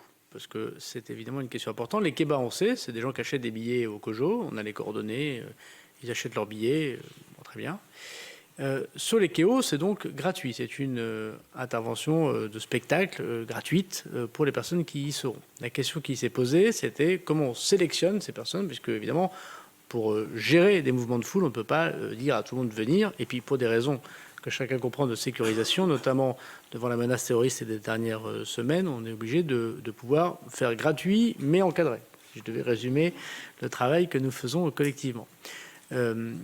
Dans la volonté qu'a eu le président de la République de pouvoir reposer la question de la cérémonie d'ouverture sur ces aspects de sécurité, il y a la question de la diminution de la jauge, du fait notamment du 3 personnes pour 1 mètre, mais aussi, comme on l'a dit avec le préfet de police, de la non-présence des spectateurs autour des box des bouquinistes, ce qui fait baisser la jauge et donc est plus facile, si j'ose dire, à gérer. Il y a moins de personnes, donc c'est un peu plus facile à gérer. Un peu plus étant évidemment juste un litote pour dire que ce sera quand même très, très, très dur.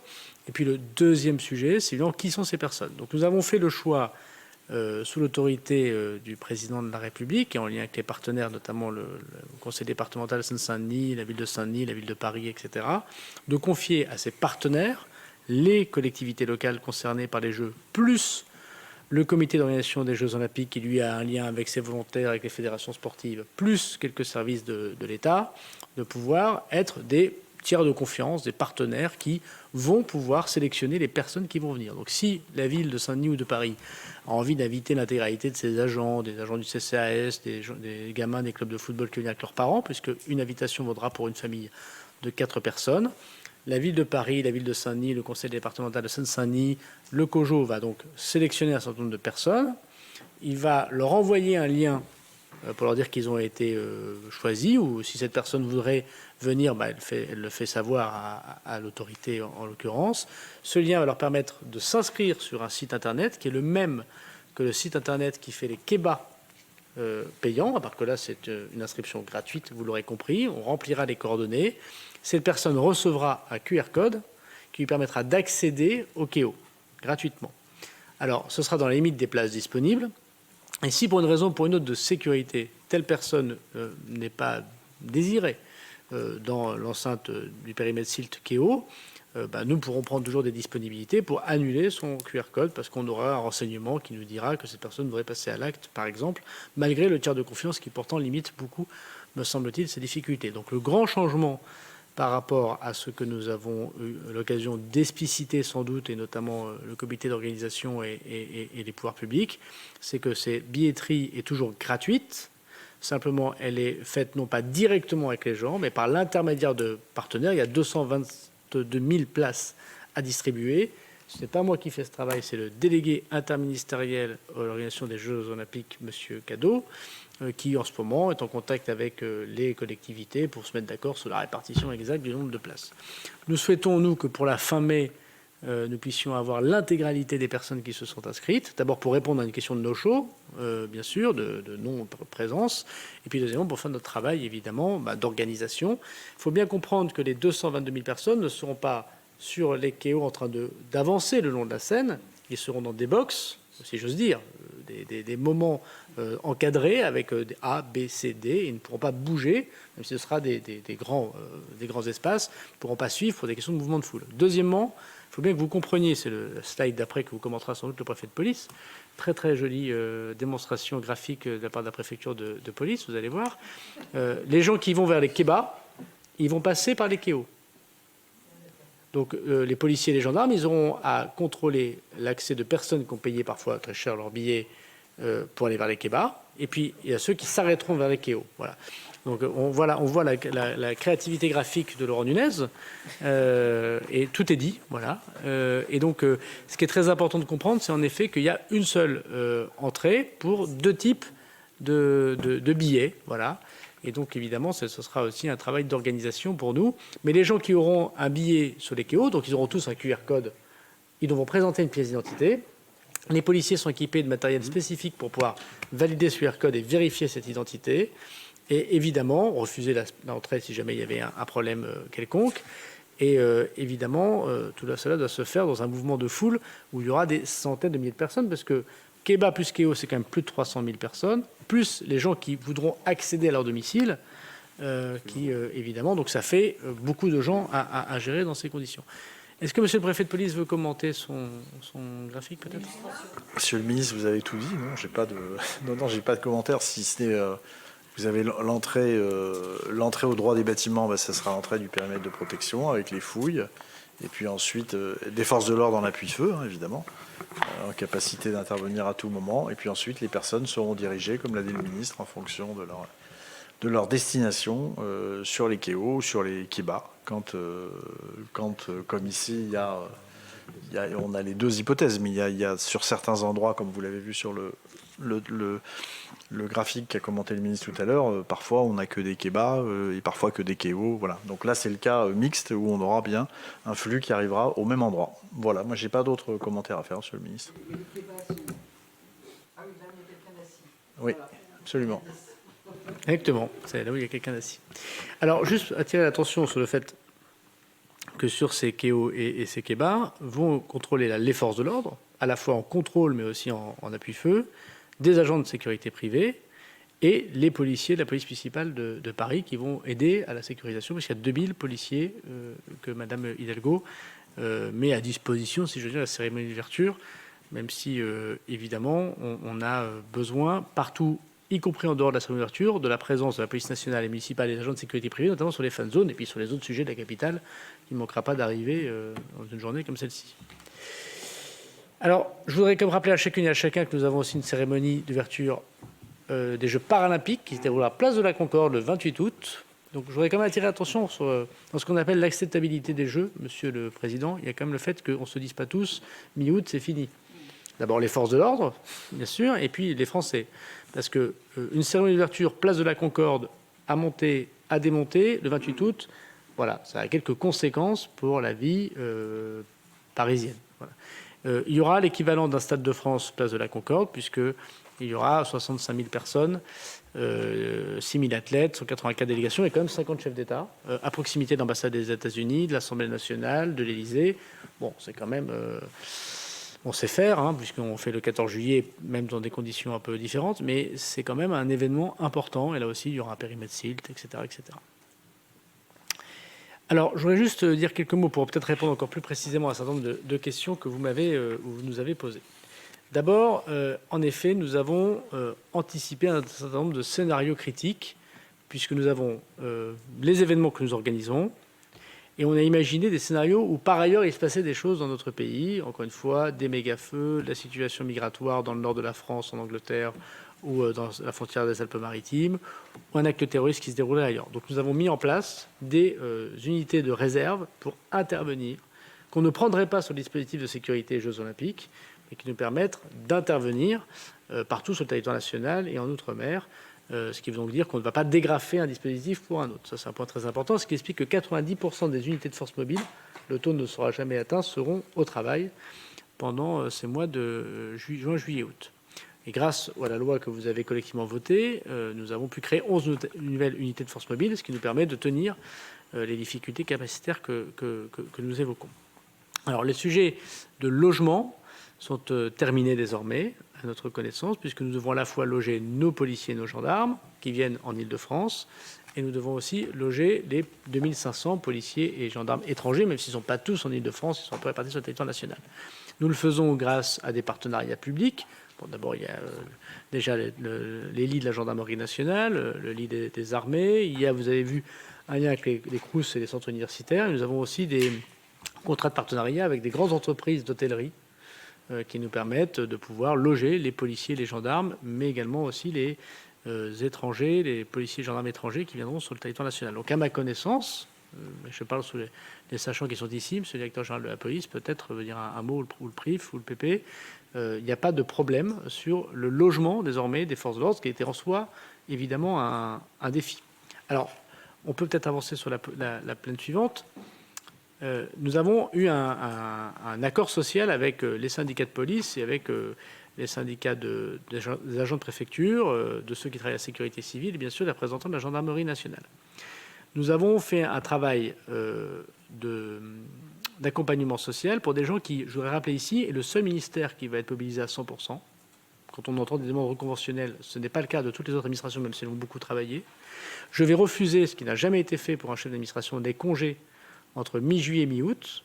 Bon, c'est pas facile à faire avec des gens qui travaillent très dur et qui ont besoin de voir leur famille. Voilà. En échange de cela et de leur mobilité pour notamment venir en Île-de-France ou ailleurs, nous avons eu un deal social qui est composé finalement en quatre aspects. Le premier, c'est une prime, dont j'entends qu'elle est de 1 900 €. Elle n'est pas de 1 900 € pour tous les policiers et les gendarmes ou les agents de préfecture. Elle est de 1 900 € pour ceux qui sont en Île-de-France et qui sont directement impactés par les Jeux Olympiques. Ensuite, elle est dégradée selon la capacité à être mobilisée exceptionnellement. Donc, dans votre territoire rural ou touristique, imaginons à la Grande Motte, on a l'habitude d'avoir des policiers ou des gendarmes de renfort. Ces policiers et gendarmes de renfort mobiles, ils ne seront pas là cette année à la Grande Motte. Ils vont sans doute être mobilisés en Île-de-France. On va demander à des gendarmes ou à des policiers qui ne sont pas à la Grande Motte, mais qui sont dans le territoire du département, de venir à la Grande Motte pour remplacer ces gendarmes et ces policiers. Ils seront dédommagés financièrement, mais pas à la hauteur de ceux qui sont allés en Île-de-France. Donc on a fait une gradation qui explique le deal social que nous évoquons et qui correspond, me semble-t-il, qu'au ministère de l'Intérieur, puisque là, on a quand même 300 000 effectifs qui sont parfaitement mobilisés. Le deuxième sujet, c'est que nous paierons les heures supplémentaires directement. Donc L'idée dans la police nationale, c'est pas de payer les heures supplémentaires en général, on les accumule. Là, on a un deal qui est de dire on paye les heures supplémentaires directement dans cette période particulière des Jeux Olympiques. Alors, le but de la manœuvre RH que nous faisons, c'est pour ça qu'il est difficile de répondre totalement à la question du montant, c'est que, évidemment, on utilise les policiers d'Île-de-France qu'on déprime pour faire le moins d'heures supplémentaires possible, puisqu'il y aura évidemment un certain nombre de sujets, et ça dépendra quand même beaucoup des événements. Moi, je ne peux pas être capable de vous répondre exactement combien on va dépenser. C'est pour ça que nous n'avons pas de PLFR, Madame la sénatrice. Alors, le ministre des Comptes publics a son avis, le ministre de l'Intérieur a le sien aussi, mais en tant que tel, ça ne change rien, puisque nous, on va dépenser cet argent pour faire les Jeux Olympiques, il faudra bien dépenser cet argent, et ensuite, le PLFR, même s'il venait cet été, j'ai compris qu'il pourrait venir cet été, il ne sera même pas totalement sincère pour le ministère de l'Intérieur, puisque peut-être qu'on mettra trop, peut-être qu'on ne mettra pas assez. Ça dépendra si on a des heures sup pour des méga-feux, si on a un problème de terrorisme quelconque, si on a une difficulté ici ou là, mais... Et ça marche plutôt bien, vous avez remarqué. Bon, c'est que là, nous avons un sujet de prime, et on a un sujet de prime et on a un sujet d'heures sup. On a des enveloppes, on a un sujet de prime, on a un sujet d'heures sup. On a un troisième sujet, c'est l'accompagnement social des agents. Parce qu'évidemment, il y a beaucoup de familles qu'on appelle aujourd'hui monoparentales, de personnes qui ont des difficultés, qui n'avaient pas prévu ça. Donc, nous gardons, un peu comme pendant le Covid, des structures, et notamment grâce soit au ministère de l'Intérieur, grâce à l'action sociale du ministère de l'Intérieur, soit grâce aux collectivités, des crèches ouvertes, voilà, pour un accompagnement particulier. Et puis évidemment, un sujet type CESU, etc., etc. Donc nous avons, je pense qu'il faut bien le comprendre, que 10 jours de congé autorisés entre le 15 juin et le 15 septembre pour l'ensemble des agents du ministère de l'Intérieur, 10 jours entre le 15 juin et le 15 septembre pour montrer les efforts, sauf pendant une période, alors qui concerne que les policiers, gendarmes, agents de préfecture ou agents de sécurité civile directement impactés. On ne va pas embêter les gens en Lozère ou dans la Meuse si jamais ils n'ont pas du tout d'impact. Mais tous ceux qui ont un impact ne pourront pas prendre de congé entre la fin juillet et le début août. Avec, je l'ai demandé, et je remercie les DG, y compris les chefs. Parce que ce qu'il va y avoir, c'est que les réserves seront mobilisées. Oui, mais il faut répéter. Les réserves, enfin les chefs, ils savaient, mais c'était... Bon. Il n'était pas question que l'homme du rang soit là et que le chef soit pas là, soit il ait pris ses vacances. Donc tout le monde sera là, et bien sûr, y compris le ministre de l'Intérieur à son poste cet été. Les réserves seront toutes mobilisées. Les élèves des écoles de gendarmerie et de police sortiront d'école pour nous aider sur place. Et les états-majors reprendront ceux qui n'auront jamais dû quitter, c'est-à-dire le sens du terrain, mais enfin ils ne l'ont jamais quitté, bien évidemment. Juste peut-être auparavant, dire aussi que votre argent est bien utilisé, Monsieur le Président de la Commission des lois, enfin quand je dis votre argent, juste avant encore, s'il te plaît Romain, encore avant, puisque nous avons un travail très en amont sur le FIPD, et nous, par exemple, la ville de Saint-Denis va bénéficier d'1 million d'euros de caméras de vidéoprotection. Voilà, on a 15 millions d'euros pour équiper les caméras, donc c'est 500 caméras supplémentaires, par exemple, pour la ville de Saint-Denis l'année dernière et 1 million cette année. Pour répondre à votre question sur les nouvelles technologies et la... Pardon. Madame la rapporteure. Je suis un petit peu scolaire, moi je coche. Moi aussi. Vous n'avez pas donné de précision concernant le problème de la réglementation, ou plutôt de la base juridique dont ne... Comment dire ? J'y viens. Vous savez ce que j'allais dire. Sur les polices municipales. Sur les primes pour les polices municipales. Donc vous y venez, c'est formidable. En revanche, est-ce que je comprends bien, juste parce que pareil, les trucs ont besoin d'être clairs. Donc pas de problème sur les équipes chiens. Oui. Bon. Et vous avez, c'est une bonne nouvelle, dit que la question du logement donc se ne posait plus, enfin avait trouvé une solution, mais vous n'incluez pas dans votre propos les agents de sécurité privée. Alors je ne suis pas leur ministre de tutelle. Ça ne m'a pas échappé, mais je peux quand même poser la question. Mais il y a une petite diaporama sur la sécurité privée, on va en parler. Si formidable. Dont le logement. Bien, Monsieur le Ministre.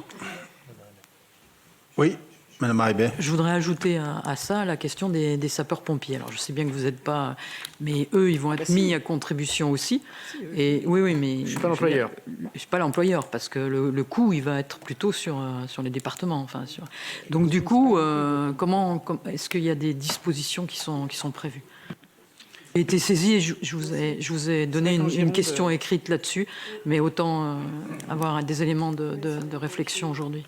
On a même été saisi de la défiscalisation des indemnités. Ça relève du Parlement, ça, Monsieur le Président. Oui, on va s'en occuper. On verra. Je suis sûr que Bercy vous dira oui spontanément. Je m'attends à une spontanéité, oui.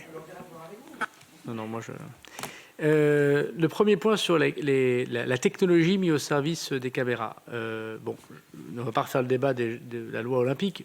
le législateur, dans son infinie bonté, sur tous les bords des deux hémicycles, a quand même rajouté un certain nombre de conditions qui peut-être limitent une partie d'efficacité technologique de ce que nous souhaitions. Mais c'est le rôle du législateur, je ne me permets pas de le contester. Donc on applique ce qui est prévu par le législateur. Vous le verrez d'ailleurs ce soir pour Dépêche Mode, par exemple. On peut vous dire qu'il y a eu un premier essai, peut-être que le préfet de police pourra venir devant vous, mais vous allez vous en faire vous-même la démonstration. Nous avons par ailleurs installé le comité de déontologie qui est présidé par M. Vigouroux. Je voudrais dire au Sénat qu'il est la dernière instance qui n'a pas désigné son représentant. Je ferme la parenthèse parce que les jeux approchent. Voilà, donc, le deuxième sujet, c'est la question des polices municipales. Alors, Madame la Gontrie, je pense qu'un maire peut, je l'ai fait, donner des heures supplémentaires à sa police municipale. Donc, il a une possibilité, le maire, s'il le souhaite, de rémunérer cette police municipale par heure supplémentaire, ce que nous faisons, nous, d'ailleurs, avec les policiers, par exemple, ou les agents de préfecture. Ce que ne peut pas faire le maire, c'est une prime spécifique. Voilà, c'est la base légale, elle est sur la prime spécifique, pas tellement sur les heures sup. Donc, on peut toujours discuter d'abord des heures sup. Bon, je pense qu'il faut une base légale. Est-ce que dans un PLFR ou une disposition quelconque, on peut l'autoriser? Moi, évidemment, je n'y vois que des avantages. D'ailleurs, avec la ministre Dominique Faure, on travaille beaucoup sur le statut des polices municipales et on vous proposera d'ailleurs au Parlement de vous associer à une réflexion sur le changement des statuts de la police municipale post-émeute, ce qu'avait demandé la première ministre Borne.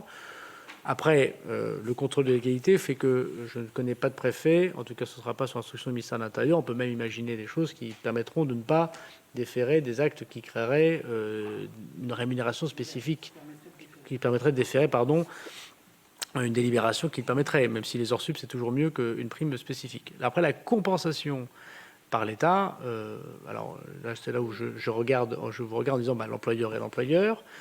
Est-ce qu'il y a une discussion à avoir avec l'État? Peut-être, sans doute. Le ministre des collectivités locales, je ne voudrais pas envoyer le ballon de rugby à quelqu'un d'autre, mais c'est le ministre en charge des collectivités locales, ce qui n'est pas dans mon décret d'attribution, puisque c'est Christophe Béchu. Je pense qu'il y a une question d'argent. Nous, on peut faire une démarche sur le FIPD pour équiper les polices municipales en investissement, de façon avec un œil supplémentaire sur demain, jeudi, je vais aller à Châteauroux, Madame la sénatrice. Il y a un très beau poste de police municipale que je vais sans doute inaugurer, qui est payé en très grande partie par l'État. On l'a fait parce qu'on savait que Châteauroux accueillait aussi les épreuves. Voilà. Donc nous, en investissement, on peut trouver des deals. Je pense que le maire de Saint-Denis n'a pas à se plaindre du deal qu'on a trouvé avec lui, comme le maire de Saint-Ouen. Mais en fonctionnement, ce n'est pas mon ressort, c'est celui de Christophe Béchu. Alors pour les sapeurs-pompiers, qui lui est totalement mon ressort. D'abord, l'essentiel, une grande partie de l'action sera faite soit par la BSPP, que nous copartageons, quand je dis nous, c'est le préfet de police avec la maire de Paris, puisque quand la maire de Paris met 1 euro, le conseil de Paris met 1 euro, la préfecture de police, donc le ministère de l'Intérieur met 1 euro. Donc la question se posera pour les sapeurs-pompiers de Paris, pour les militaires de sapeurs-pompiers de Paris, de voir l'accompagnement social de ce travail. Pour les marins-pompiers de Marseille, c'est à peu près, grosso modo, la même histoire avec la ville de Marseille. Nous avons donc un sujet pour les SDIS qui ne relève pas de ces deux statuts militaires. L'employeur, c'est le SDIS. Bon.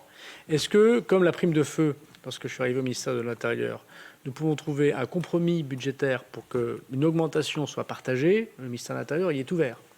Bon.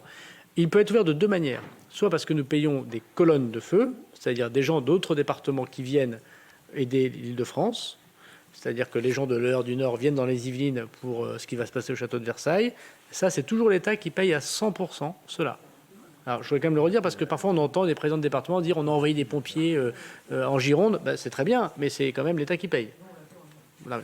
Mais c'est l'État qui paye. C'est très bien de le faire, mais c'est l'État qui paye. Bon.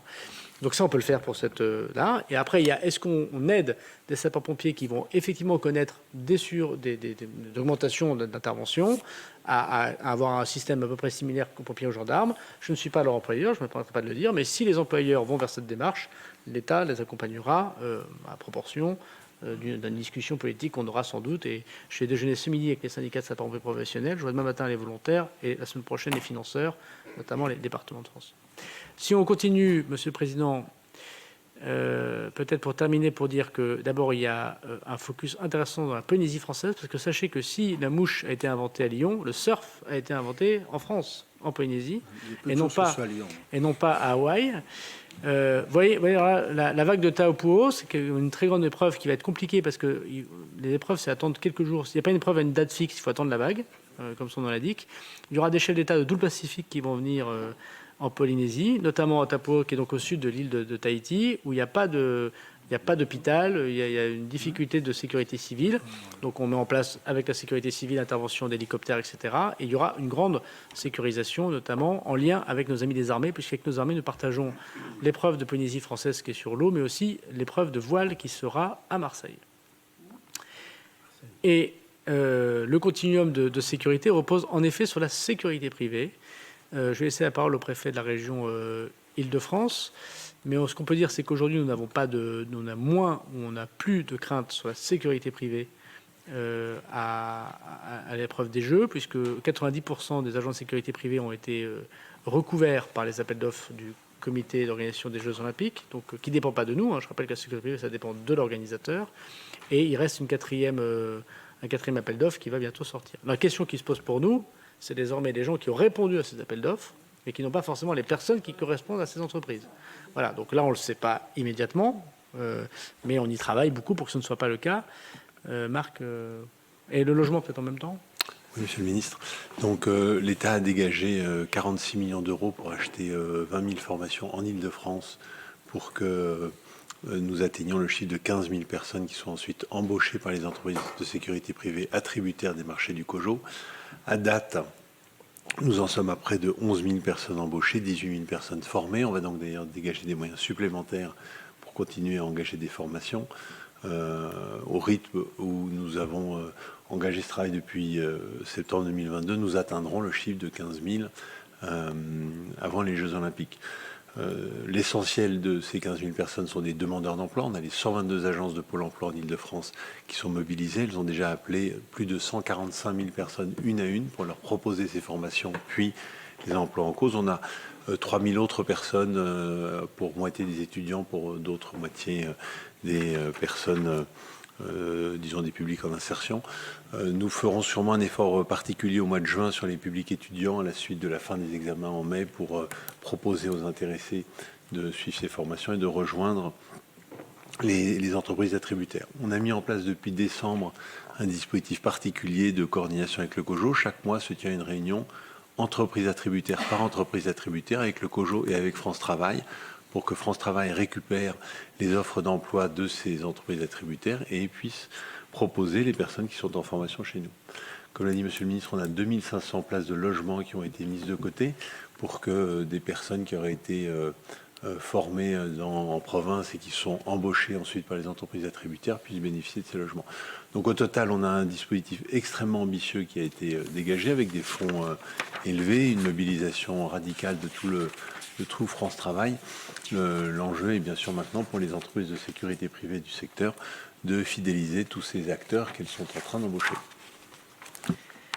Peut-être, Monsieur le Président, pour finir, avant que je dise un dernier mot sur la salle de commandement qui a son importance, est-ce que le DGPN et le DGGN veulent dire un mot sur le deal, si j'ose dire, social et la question que posait Mme Lagontrie notamment, sur les RH, sur la façon dont ils savent où ils vont être affectés, sur les missions qu'ils vont faire et sur les plannings, enfin bref, ce qui désormais attend nos amis policiers et gendarmes.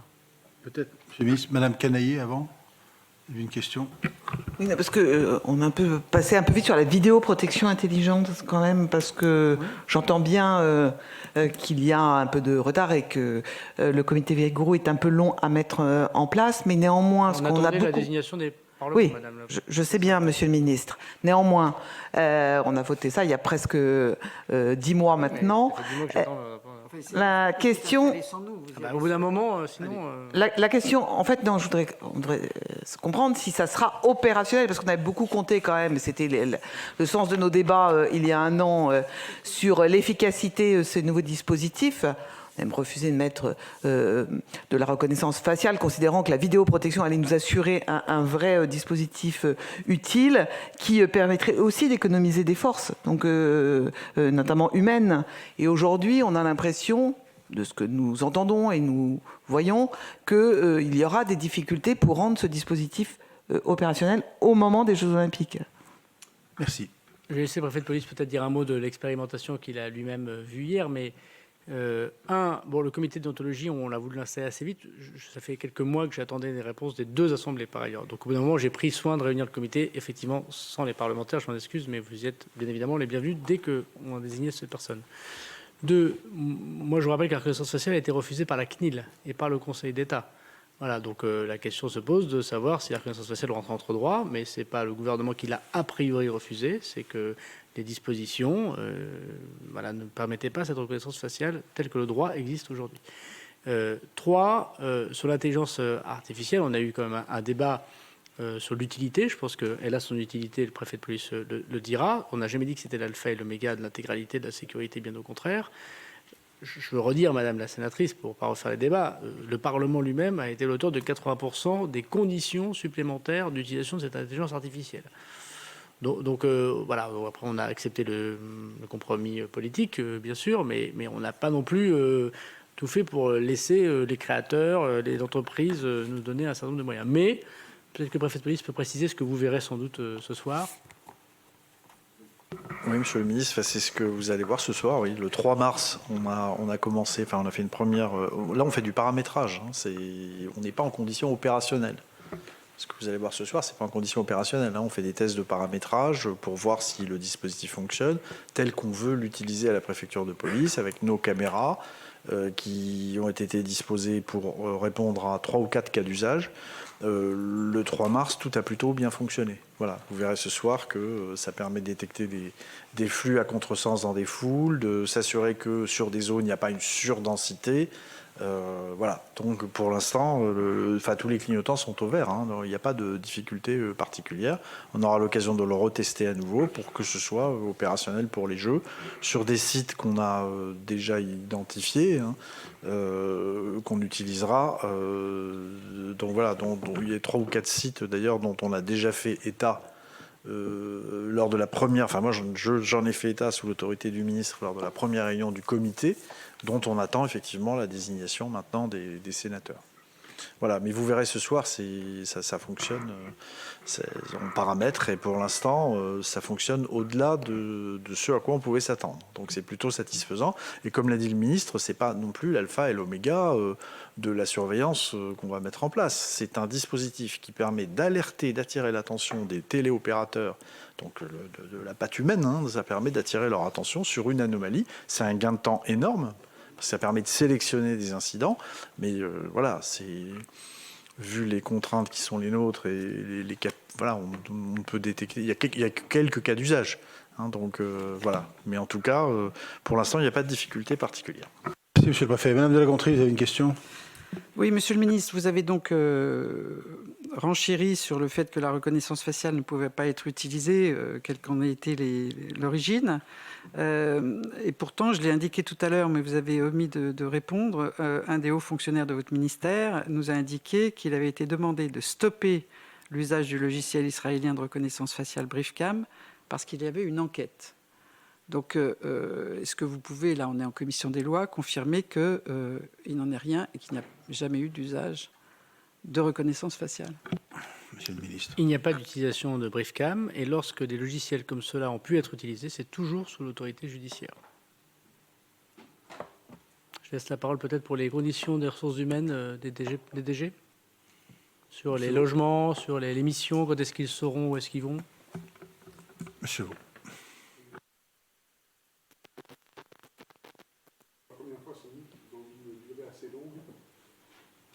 On va employer 100% des effectifs.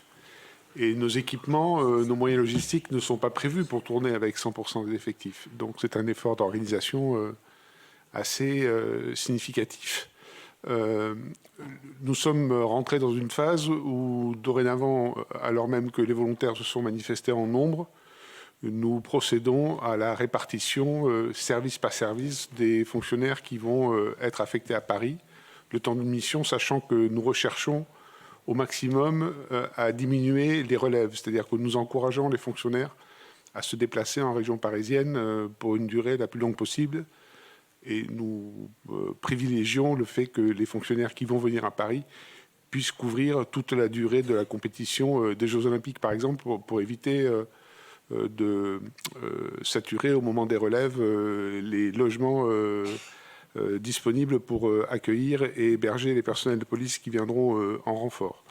Donc derrière tout ça, nous avons évidemment une exigence en termes de véhicules, en termes de radio, en termes d'armement, que nous sommes en train de régler quotidiennement avec la préfecture de police, le préfet secrétaire général pour l'administration, avec lequel nous travaillons pour que les conditions d'accueil, avec l'objectif aussi de faire en sorte que ce soit des personnels des mêmes services qui constituent des compagnies de marche ou des équipages, qu'ils puissent résider à proximité des lieux où ils vont être employés et qu'ils soient aussi regroupés pour l'hébergement sur les mêmes lieux. Donc c'est un travail vraiment extrêmement minutieux, avec bien sûr l'objectif parallèle qui consiste à maintenir une présence active dans les territoires pour faire face à l'ensemble des missions qui nous seront attribuées.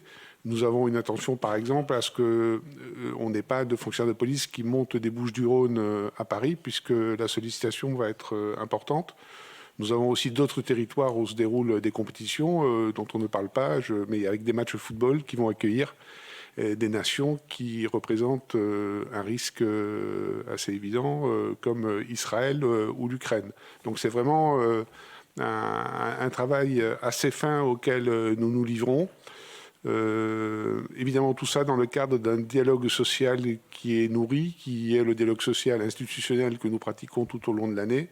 Mais nous avons aussi créé un groupe de contact avec les organisations syndicales représentatives et l'administration qui nous conduit à nous rencontrer tous les 15 jours et évoquer tous les sujets, que ça puisse être des sujets relatifs aux mesures que le ministre de l'Intérieur a décidé de mettre en œuvre, mais aussi des problématiques d'organisation, de matériel, de conditions d'hébergement.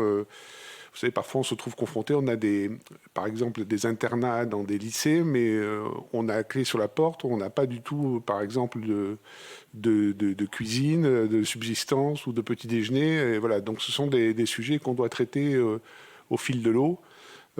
Et nous sommes extrêmement attentifs aux conditions d'accueil qui seront proposées au personnel qui viendront renforcer les effectifs de la préfecture de police au cours de l'été prochain.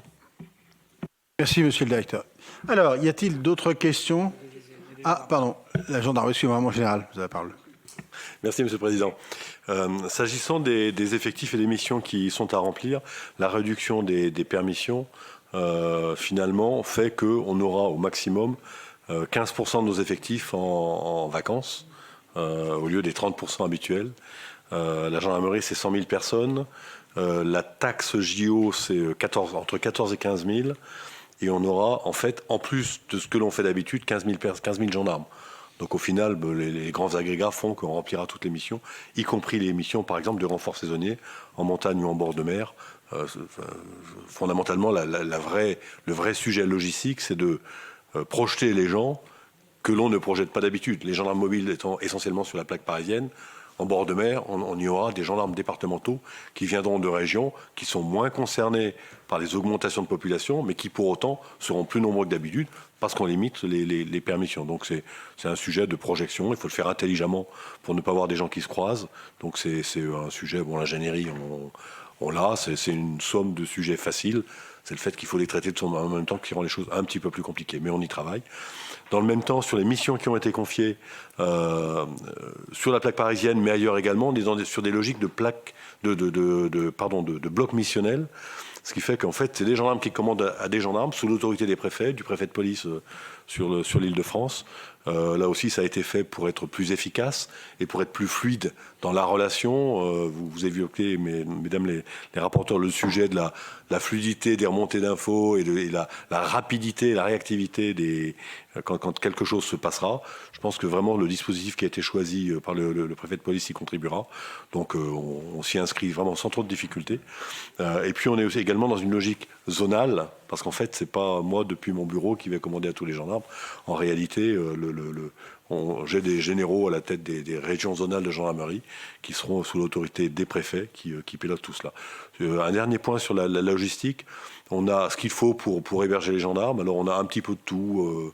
On a nos cantonnements habituels de gendarmes mobiles. On on aura des hôtels, c'est pas une difficulté. On a ce qu'il faut pour loger nos gendarmes dans des conditions qui peuvent être très différentes, mais qui resteront correctes pour que la mission soit remplie avec des gens qui pourront se reposer entre deux services, parce que ça va quand même être assez dense, avec sans doute une chaleur qui pèsera également sur les organismes.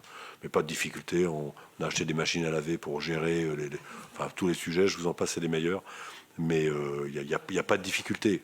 On prend les points les uns après les autres, et puis on est très aidé par les autorités d'emploi qui ont en fait la charge essentiellement de faire en sorte que tout cela joue sur la bonne partition.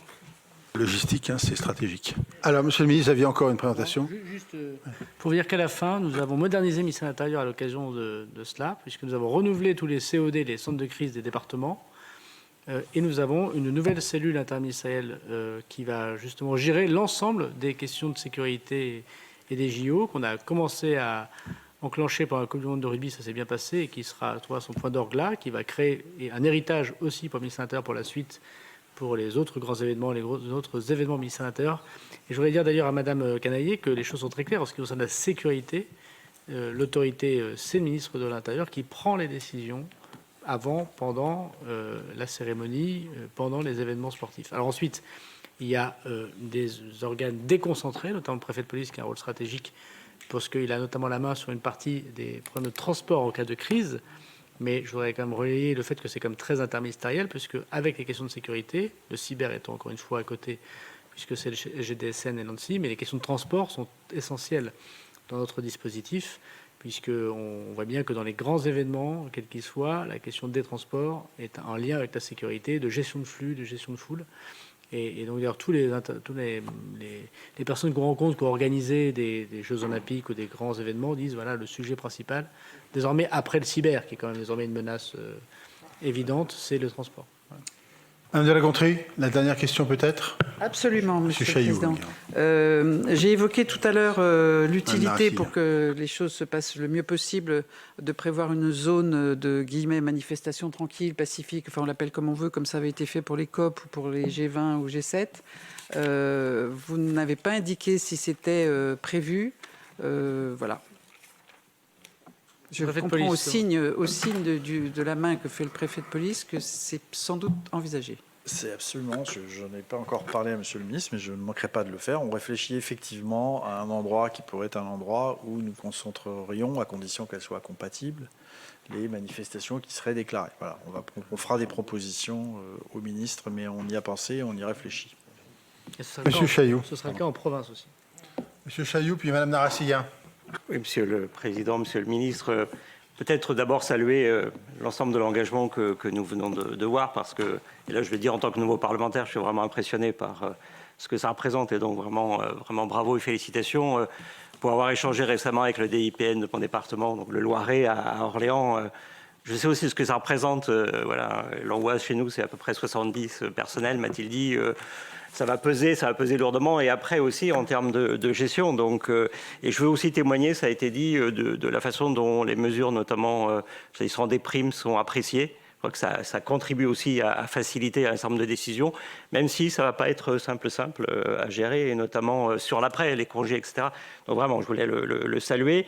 Peut-être formuler un vœu aussi, c'est que, si j'ai bien compris, un certain nombre de décisions d'affectation de personnel supplémentaire sont gelées dans l'attente des JO, parce que tout est à mener sur le territoire extérieur, et donc de souhaiter qu'après, on puisse, notamment sur des territoires comme sur le Loiret, sur Orléans, vous savez, Monsieur le Ministre, il y a des besoins importants. Oui, voilà, dans la réalité, c'est pas aussi simple que ça. Donc voilà, de saluer qu'après, très rapidement, on puisse bénéficier des gels d'un certain nombre de moyens, parce que ce serait particulièrement bienvenu. Donc voilà, je voulais vraiment saluer et féliciter pour l'ensemble de cette mobilisation.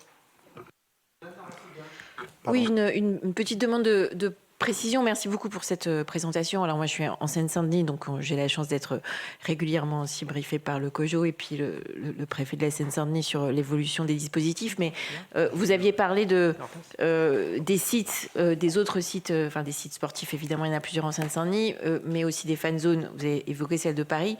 Il y en a une en particulier en Seine-Saint-Denis qui va avoir beaucoup d'événements, qui serait le parc départemental Valbon, qui est quand même un site énorme. Et donc, je voulais savoir si vous aviez prévu des dispositifs de sécurité particuliers pour des sites de ce type-là. Alors tout à fait. Normalement, les fan zones en général sont normalement tenues par la police municipale et la sécurité privée, puisque je rappelle que les maires sont le responsable de l'organisation chez eux, y compris des fêtes, et que la police et la gendarmerie interviennent en sécurisation d'intervention et pas en sécurisation tout court. Mais il est évident que devant des événements extraordinaires et comme cela, il faut qu'on discute avec l'ensemble des maires, notamment en Seine-Saint-Denis, savoir si on met des périmètres particuliers comme on l'a fait pendant la Coupe du Monde de rugby. Nous avons un très bon dialogue avec l'ensemble des élus de la Seine-Saint-Denis, régulièrement avec monsieur le maire de Saint-Denis. Est-ce que le préfet de police peut peut-être dire un petit mot sur le cas très précis posé par madame la sénatrice? Alors, sur la Seine-Saint-Denis, madame la sénatrice, nous avons, donc on a plusieurs fan zones, plusieurs clubs 2024 un peu partout en Ile-de-France. Avec le préfet de région, on y a travaillé. Il y en a un certain nombre qu'on a labellisés. Bon, celui-ci en fait partie. Voilà, celui-ci en fait partie. Donc, on aura un dispositif de sécurité qu'on a validé, qui fait effectivement appel, comme l'a dit le ministre, à des moyens de PM, des agents de sécurité privés. Bon. Et pour la Seine-Saint-Denis, il faut que vous sachiez c'est le département où on a le plus de candidatures de clubs 2024, de fan zone, et on est en train de terminer l'étude de l'ensemble des projets avec le préfet de la Seine-Saint-Denis, et on doit donc les valider sous peu. Mais pour Valbon, il n'y a pas de difficulté particulière. Voilà, il n'y a aucune difficulté particulière, et c'est évidemment ce sera le site phare du département, donc forcément, on aura quand même, nous, un œil attentif. Voilà, on aura un œil attentif sur ce site. Merci, monsieur le préfet. Bien, il me reste à vous remercier, monsieur le ministre, messieurs les directeurs, madame la directrice et messieurs les préfets pour votre présence au Sénat cet après-midi et l'ensemble des précisions. Et monsieur le ministre, si vous pouviez nous faire passer votre PowerPoint, il sera utile pour les rapporteurs. Attends, vous l'avez déjà, madame la rapporteure. Vous l'aviez avant nous. Très bien. L'intégralité de la commission. On le passera à la commission. Merci à vous. Bonne soirée.